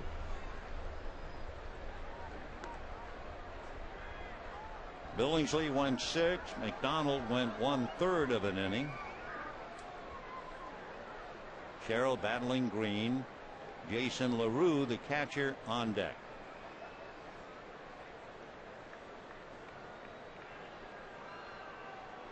Fastball hit into center, base hit. Pierre won't make a play. Ludwig will score easily. That makes it Dodgers 5, Cardinals 3. So the base hit for Green and the run batted in. The run is charged to McDonald.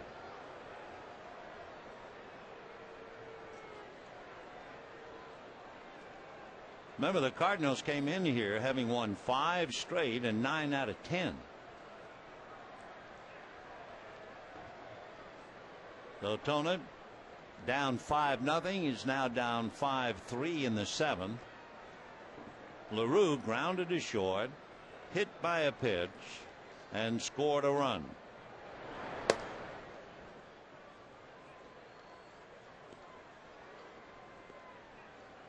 LaRue has been hit 4 times by a pitch, but we told you one year with Cincinnati he was hit 24 times. 1-0. 2-0.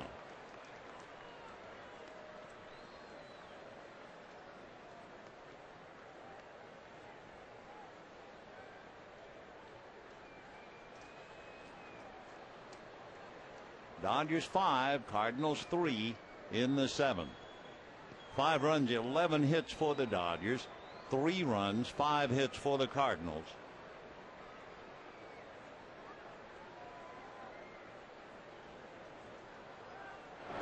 Fastball hit to the hole on the grass is for call. Throws in time to get Khalil Green. Big play. 1 run, 2 hits, 1 left, and at the end of 6.5, 5-3 Dodgers.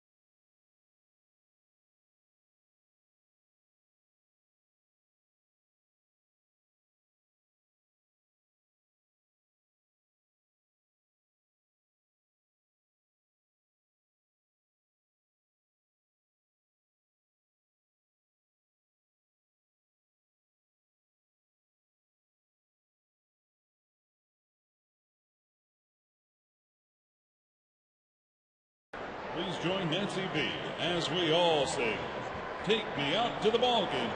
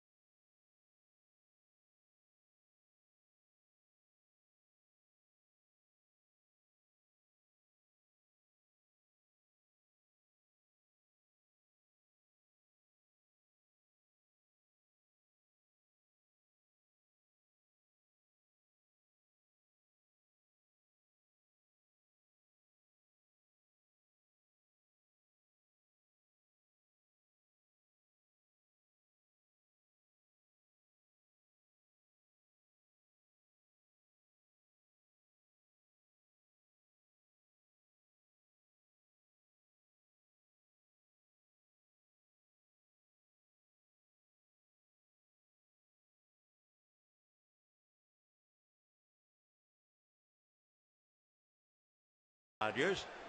Game 2 of the 3-game series. More action tomorrow night with Clayton Kershaw and Adam Wainwright.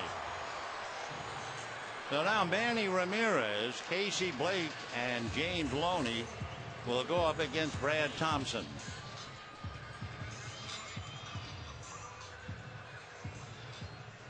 Manny Ramirez walked in the first inning, struck out in the third, single to right to cash in Ethier in the fifth. So Manny hitting .312, 13 home runs, 45 runs batted in. Check for a strike. 0-1.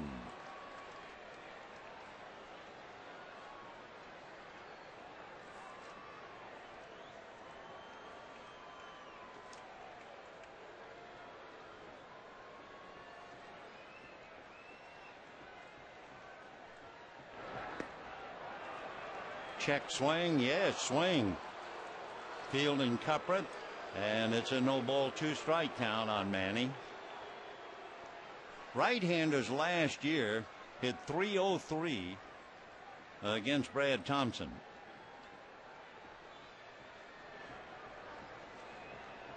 Brad out of Las Vegas. 27. Ground ball to third. Khalil Green makes the play. One away. Third baseman, number 23. Casey Blake hit into a force play, fly to right, and single to left.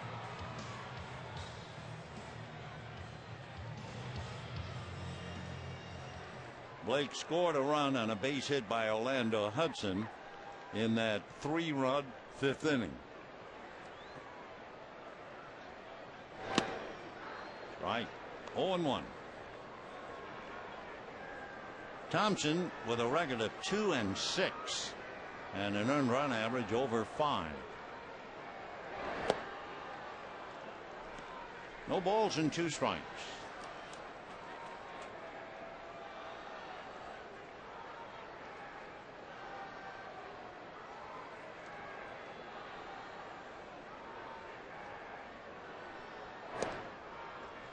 One and 2. Last year, like so many pitchers, he had arm trouble, elbow inflammation, all part of the job.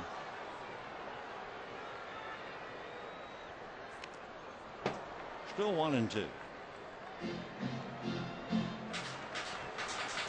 Casey batting .280.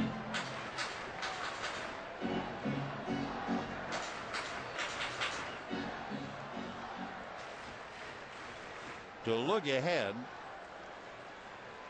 Cardinals get to the top of the order in the 8th inning. They'll have Thompson's spot, then Schumacher, Ryan, and maybe Pujols.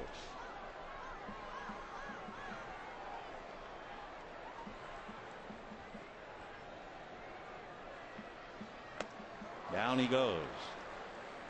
In looking at the cards that La Russa holds in his hands, one of them, a left-hand batter, will not be available to play. That would be outfielder Colby Rasmus, who has a sore throat, maybe even the flu. So I don't think you'll see Rasmus. He's already used his other left-hand batter, Joe Thurston. But he still has Mark DeRosa, Julio Lugo, and the catcher, Yadier Molina. Rasmus down with flu-like illness, they say, a very sore throat.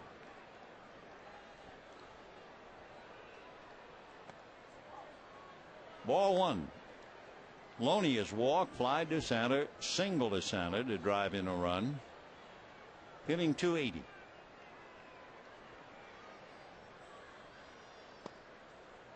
2-0.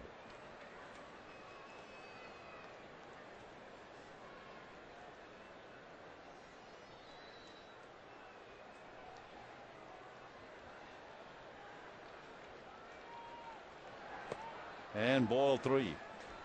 When you talk to Tony La Russa about relievers and especially closers, one of the things he says he really looks for is economy, the number of pitches, the time it takes. And he said Dennis Eckersley was a master at that. There's a 2-out walk to Loney to bring up Russell Martin. Eckersley wanted so desperately to be a starting pitcher. Tony La Russa convinced him to be a reliever, and he became one of the great ones. But Tony said many times Eck could come in, 10 pitches, 5 minutes or less, inning would be over. Martin struck out, doubled. That was the line drive he hit that fooled Ankiel, and then hit into a double play. Russell batting .261, 3 home runs, 33 runs batted in. Loney with 7 stolen bases in 9 attempts.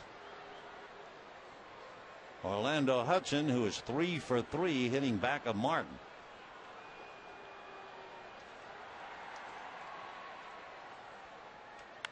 Line drive that explodes inside third, down the line. Chasing it is Holiday, They are going to wave in, and the throw wide, the diving tag, and Loney scores. LaRussa will argue, but the run is in.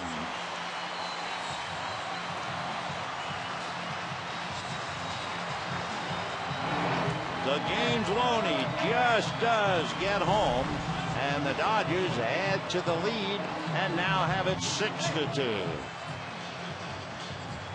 Holiday getting it back to the infield, and then Brendan Ryan's throw a little wide, and look at that. The tag was maybe in the chest, and the left hand appears to be on the plate. So Gary Cederstrom right there to call it. A long look and safe. Awful close, especially on that scene. On that scene, it looked like LaRue got Loney's left hand. So you can understand how tough it is for the umpires when you look at a scene 3-4 different angles. So the Dodgers lead 6-3, and here's Hudson 3 for 3. And a breaking ball strike. So Martin doubles in Loney, who got that 2-out walk. Big run. Hudson now trying to pick him up, and Mark Loretta out on deck to bat for Sherrill. Dodgers 6 runs, 12 hits. Cardinals 3 runs, 5 hits.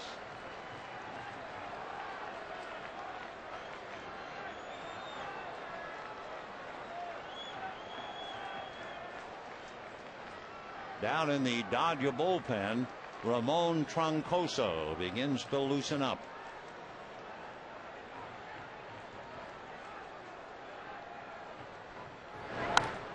Ground foul. 1-2 to Orlando, hitting .295. Take another look at that play. Look at LaRue's glove. Look at the hand of Loney. How close is that? But you can see the hand is in there, and the tag isn't made until it's Loney's chest, and that was the difference.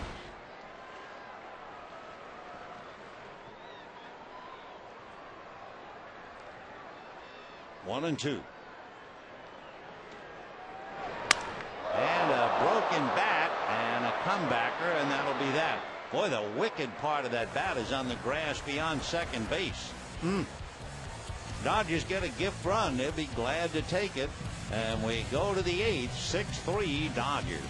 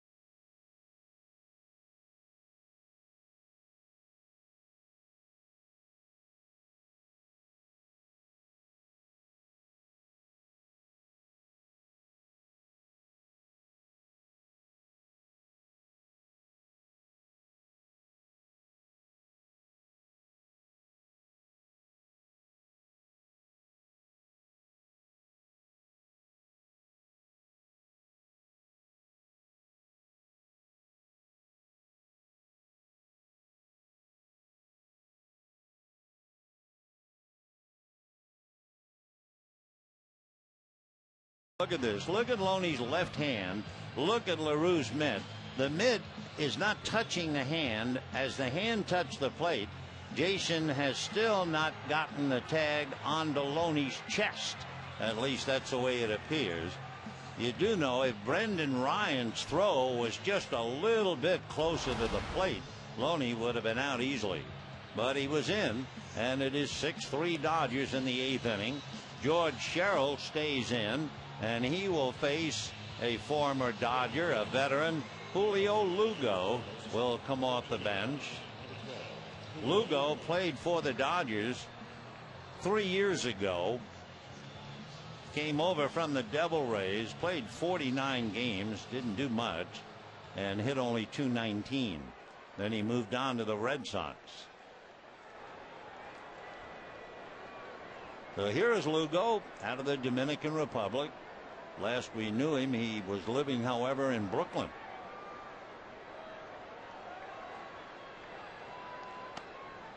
And ball one. Lugo, 6'1", about 170 pounds.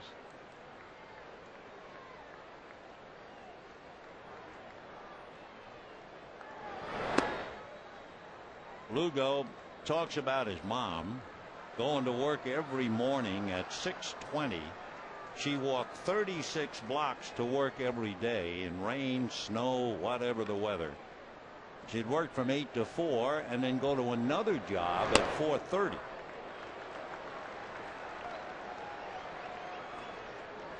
So Lugo learned all about hard work from his mother. 2-1 the count. She worked in a factory making air compressors, and she'd earn enough money to buy Julio a glove, spikes, etc.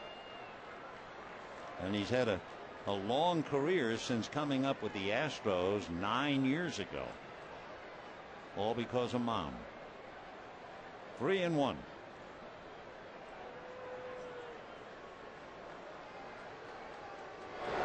Fastball strike. Lugo doesn't have very many at-bats for the Cardinals, but he is hitting .348.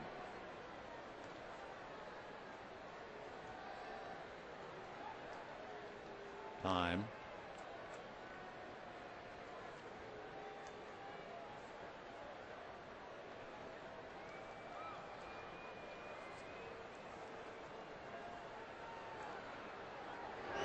Fastball lifted, and it'll be Pierre and Epier, and it'll be Pierre catching. You know, friends, kids can train for the big leagues on the field at Dodger Stadium during Junior Dodger training days this Thursday or Friday. Children 7 to 12 learn baseball skills from coaches and players. They receive a free Dodger jersey, too. So to book your spot, visit Dodgers.com/Junior Dodgers or call 323-224-2646. Mark DeRosa will come up now and bat for Skip Schumacher.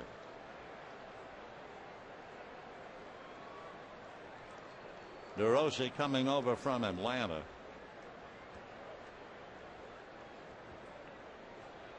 Cardinals were talking about Adrian Beltre. Remember the former Dodger playing third base for Seattle and never wore a protective cup to protect the groin area, and finally took a bouncer and it really hurt him, almost surgery, but said no. And the Cardinals were talking about cups. DeRosa said, I would wear a cup for a team photo. He said, I can't believe a guy would play without wearing it. And then third base coach Jose Oquendo, who is right now 40 feet past the coaching box, Oquendo said, I played 12 years and never wore a cup. Little foul ball, 1-2 the count. Yeah, there's Jose, 12 years. No protection.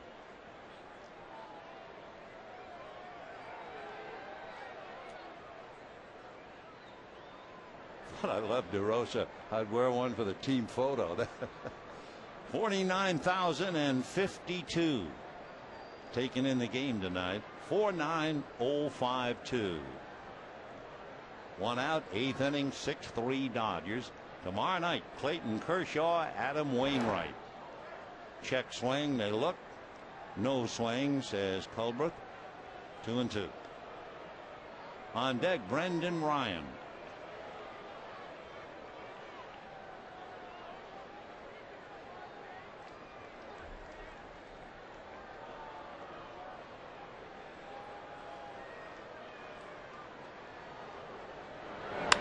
And that's going to go right at for call. So 2 down, and the batter will be Brendan Ryan. Of course, the Dodgers now with a 3-run lead, and that certainly lightens the load if they have to see Pujols in this inning. They'd rather get Ryan and then pitched Albert leading off the 9th. Ryan popped up, grounded out, singled, made a good long throw from left field, but it was just up along first base enough, and Loney was able to beat the tag barely. 1 ball, no strikes. Brendan hitting .286. Right. I love the fact that you see the Cardinals stockings. As a kid going to the old Polo Grounds to see the Cardinals play the Giants, they all wore their uniforms that way. 1-1. Ball 2. Yeah, they're red, white, and blue. And for Juan Pierre, the old-fashioned style.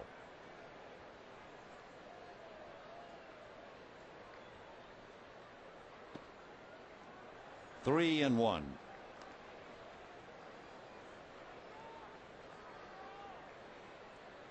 Pujols waiting. 3-1 the count to Ryan.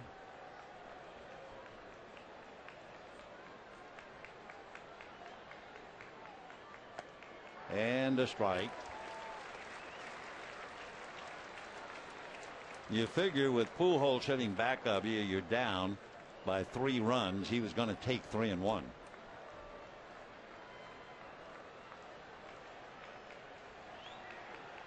Way outside, so here comes Albert with a reasonable chance to at least get him close.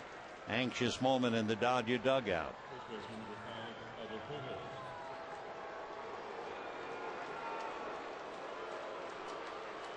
Down in the pen, Jonathan Broxton is heating up, and now let's see if Joe's going to take his left-hander out and make a double switch, obviously, since he's heading for the plate umpire.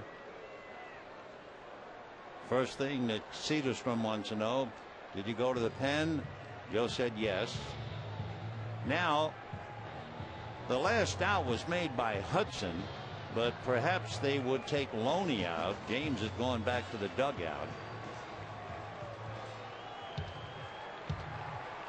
So here comes Jonathan Broxton. Loney leaving the scene.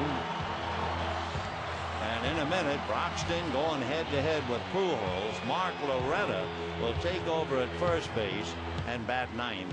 And we'll be back.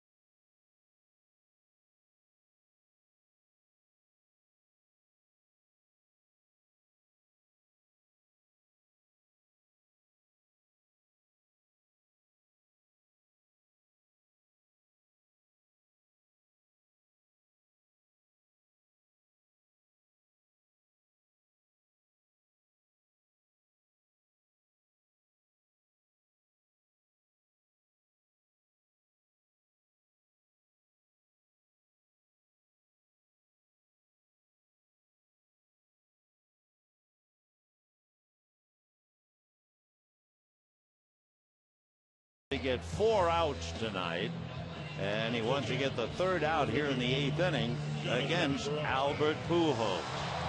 Broxton has had a good deal of success going head-to-head against Pujols. Albert is 1 for 9. That's a 111 batting average. Broxton came in last night, gave up the infield single to Holiday, but then struck out Ludwig and Ankiel and got DeRosa on a ground ball. He made 14 pitches, and now he goes up against Pujols. So Brendan Ryan at first, 2 out.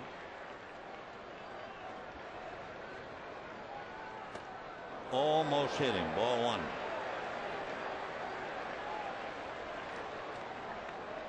Pujols, by the way, has been hit 6 times this year. Broxton has hit 1.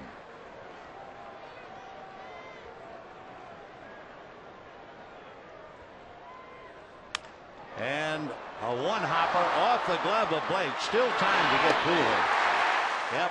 That's the one thing Albert has not been blessed with. He is 6'3" and 230, and he just doesn't have that Class A speed. And the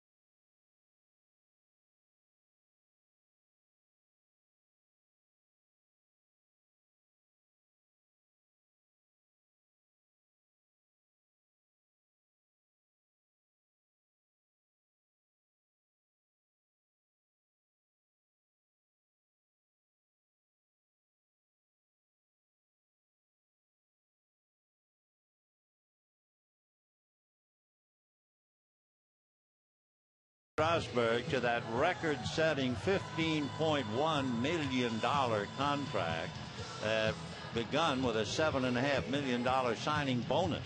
Well, 64% of you say no, they did not do the right thing. Meanwhile, a couple of changes. Blake Hawksworth comes in to pitch. Julio Lugo, who batted for Brad Thompson, stays in the game at second base. So Hawksworth will go in Schumacher's spot. Blake is from North Vancouver, British Columbia in Canada.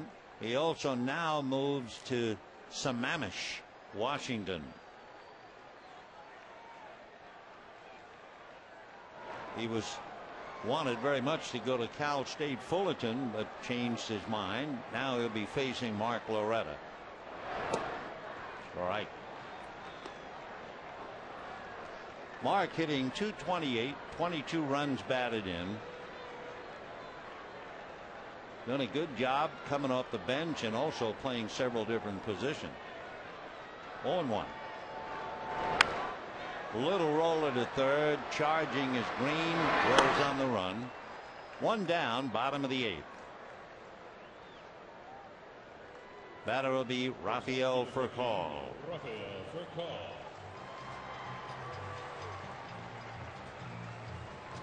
Furcal grounded out, fly to center, single to right to drive in a run and grounded out. So Rafael is 1 for 4.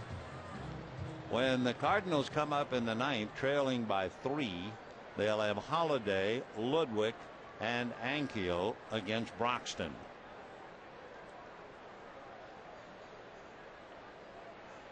Slap bunt foul into the stand. 0-1.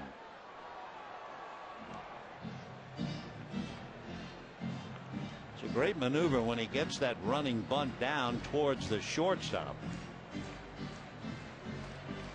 0-1.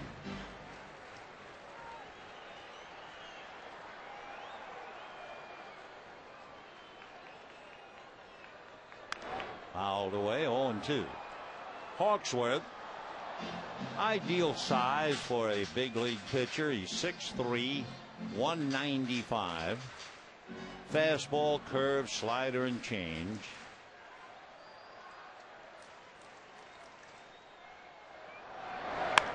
And a little fly ball to shallow left. Holiday is there. So 2 down in the 8th inning, and Juan Pierre coming up. Get everything you want on your next trip to Dodger Stadium. 3 tickets, Dodger dogs, sodas, t-shirts, hats, a beach bag full of souvenirs, peanuts, and parking, starting at $99. Visit Dodgers.com/specials or call 866-DODGERS.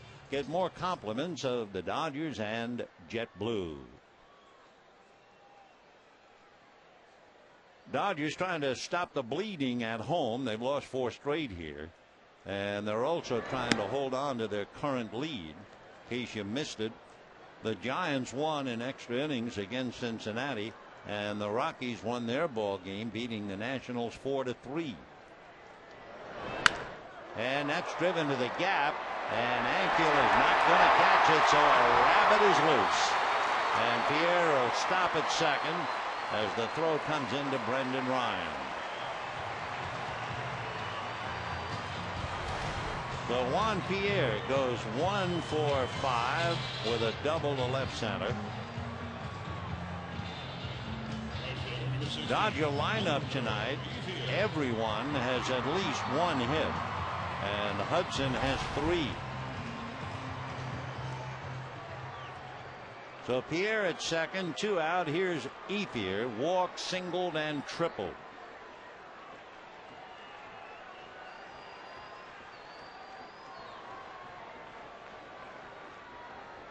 Andre with that .283 batting average. Foul back. 0-1.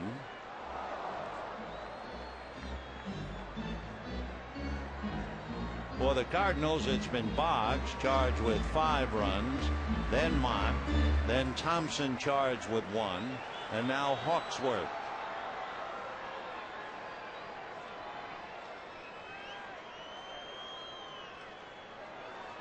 Oh, 0-1.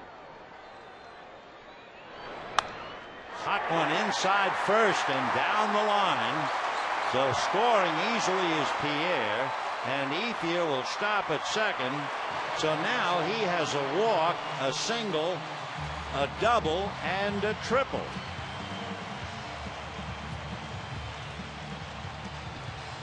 No cycle, but he's close enough. So it is 7-3 in favor of the Dodgers on back-to-back doubles by Pierre and Ethier.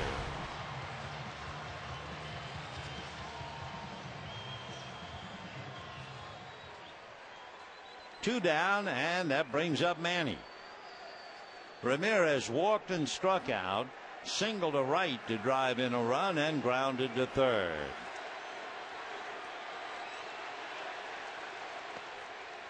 Interesting what the Dodgers are doing. Last night against Chris Carpenter, they were 1 for 6 with runners in scoring position. That would be about a 167 average. But tonight they're hitting .500, 6 for 12 against not gifted pitching. 1-1. That is to say, not gifted compared to Chris. So Boggs, Mott, Thompson, and Hawksworth. Carpenter, last 9, look at that, 8-0. Dodgers don't know what to do with him. He is 5-0 in his career against the Dodgers, 2-0 this year. Right. 1-2 to Manny.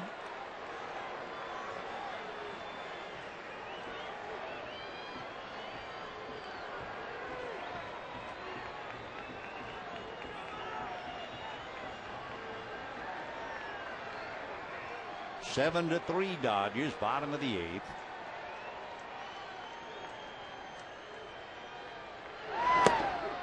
Got him. Fastball outside corner.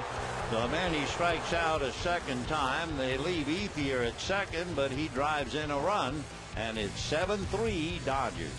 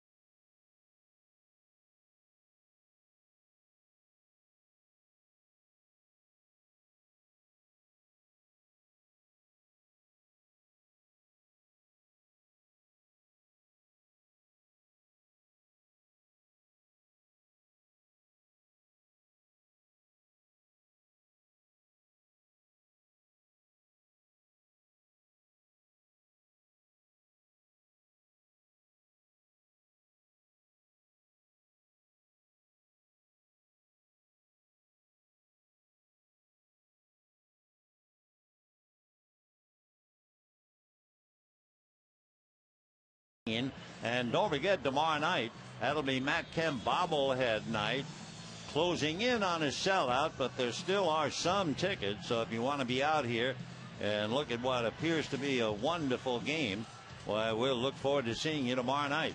Then here come the Cubs, and the Cubs will be here for a 4-game series, Thursday, Friday, Saturday, and Sunday.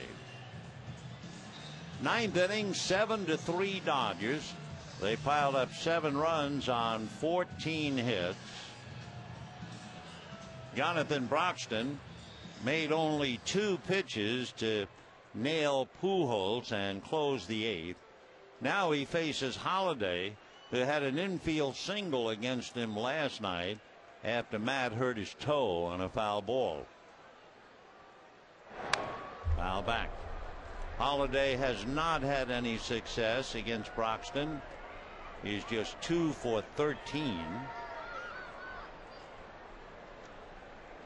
Matt, 5 home runs, 22 runs batted in. However, he is 0 for 3, and he has 2 streaks on the line. He has a 10-game hitting streak and a 19-game hitting streak against the Dodgers. 0-2.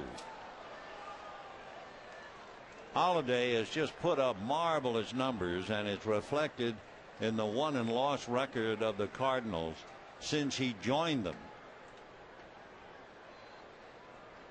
They are 16-6.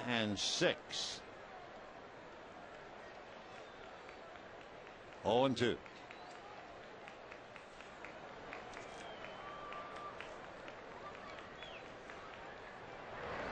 And down goes Holliday. So you have never been able to figure out Broxton. So John struck out 2 last night. Now he picks Holliday. And next up, Ryan Ludwig.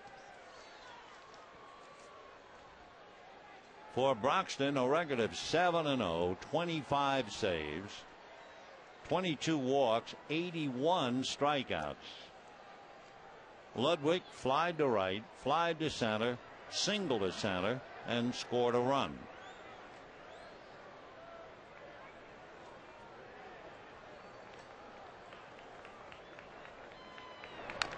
Oh, and 1.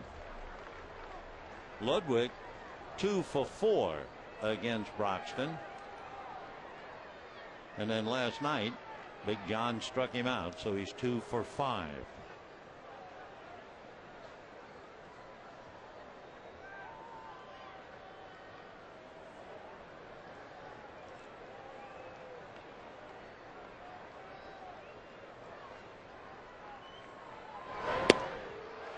waved at a pitch down and away. Badly fooled on that slider. 0-2. Ludwig hitting .266. He has 18 home runs, 74 runs batted in.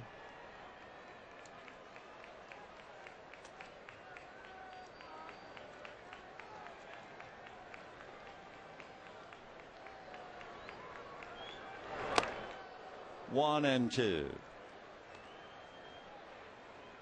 Ryan was born in Florida, went to school at the University of Nevada, Las Vegas, and makes his home over there.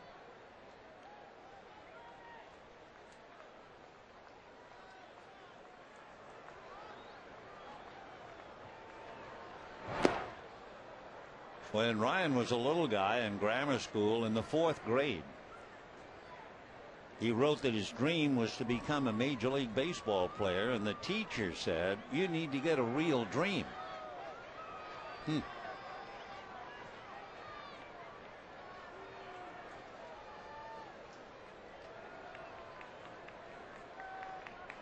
Ryan is 31, but he never forgot the 4th grade teacher.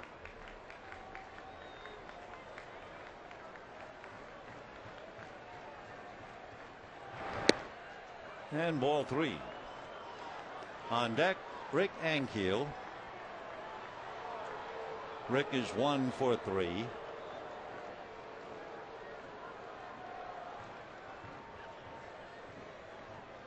Seven runs, 14 hits for the Dodgers, 3 runs, 5 hits for the Cardinals.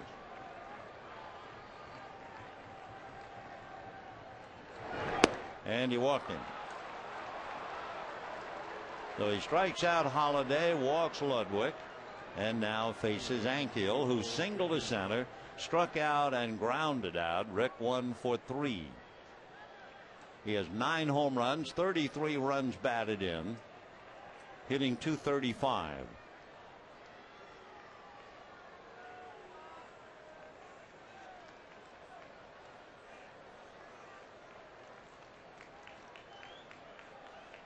And there goes the runner, but they'll pay no attention to him. In defensive indifference, no stolen base. So Ludwig at second. 1 ball and no strikes.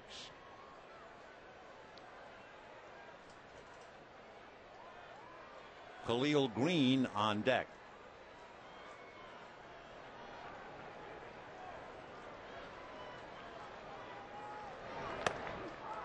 A strike.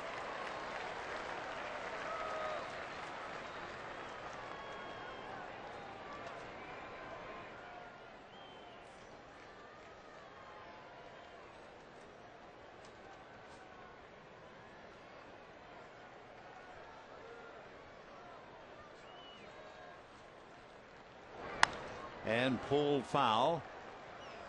That was quite a play. It hit the sideboard and came right into the glove of Mark Loretta. 1-2. Take another look. Wham. There you go, Mark. Thank you.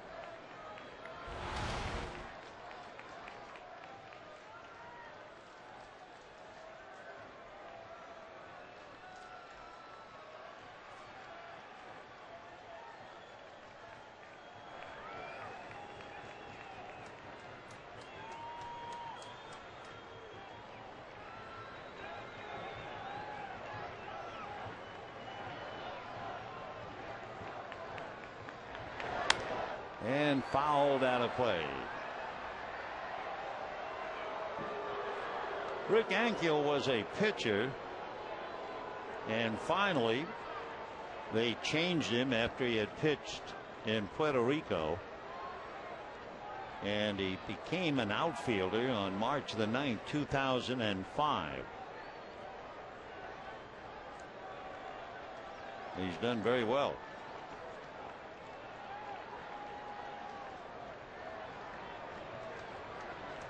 One and two.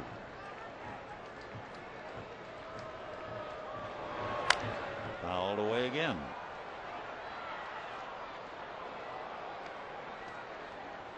Ankiel was such a good pitcher in high school he signed a bonus, so not as much as Strasburg, the kid, signed today, but back in 1997, his bonus was worth about $2.5 million. That's how good a pitcher he was. 162 strikeouts in 70 innings one year. And got him on the slider.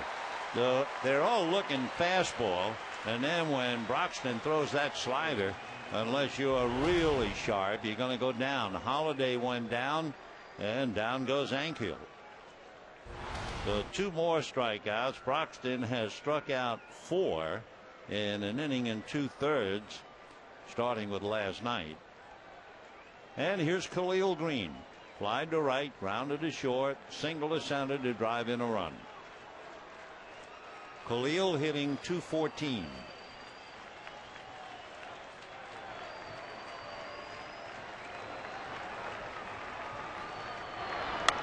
And that's going to go foul down the line. 0-1 to Green. The paid attendance tonight, 49,052. If you can, hope you be out here with us tomorrow night. One last look at Albert Pujols and company, and a 14-game winner, Adam Wainwright, on the mound against Clayton Kershaw. And it's Matt Kemp bobblehead night to boot. 0-1.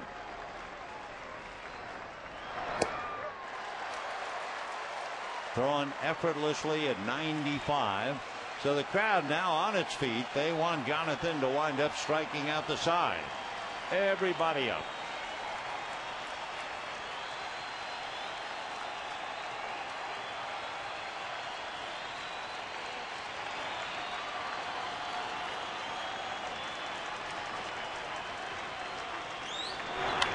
And a high fly ball to Ethier. That'll be that. So the Dodgers remain 4.5 in front of Colorado and 5.5 in front of the Giants. Our player of the game, Andre Ethier, who had a walk, a single, a double, and a triple. Big night as he led the Dodgers to a win that snaps a 4-game losing streak at home. Meanwhile, it's the Dodgers' second win in 6 games.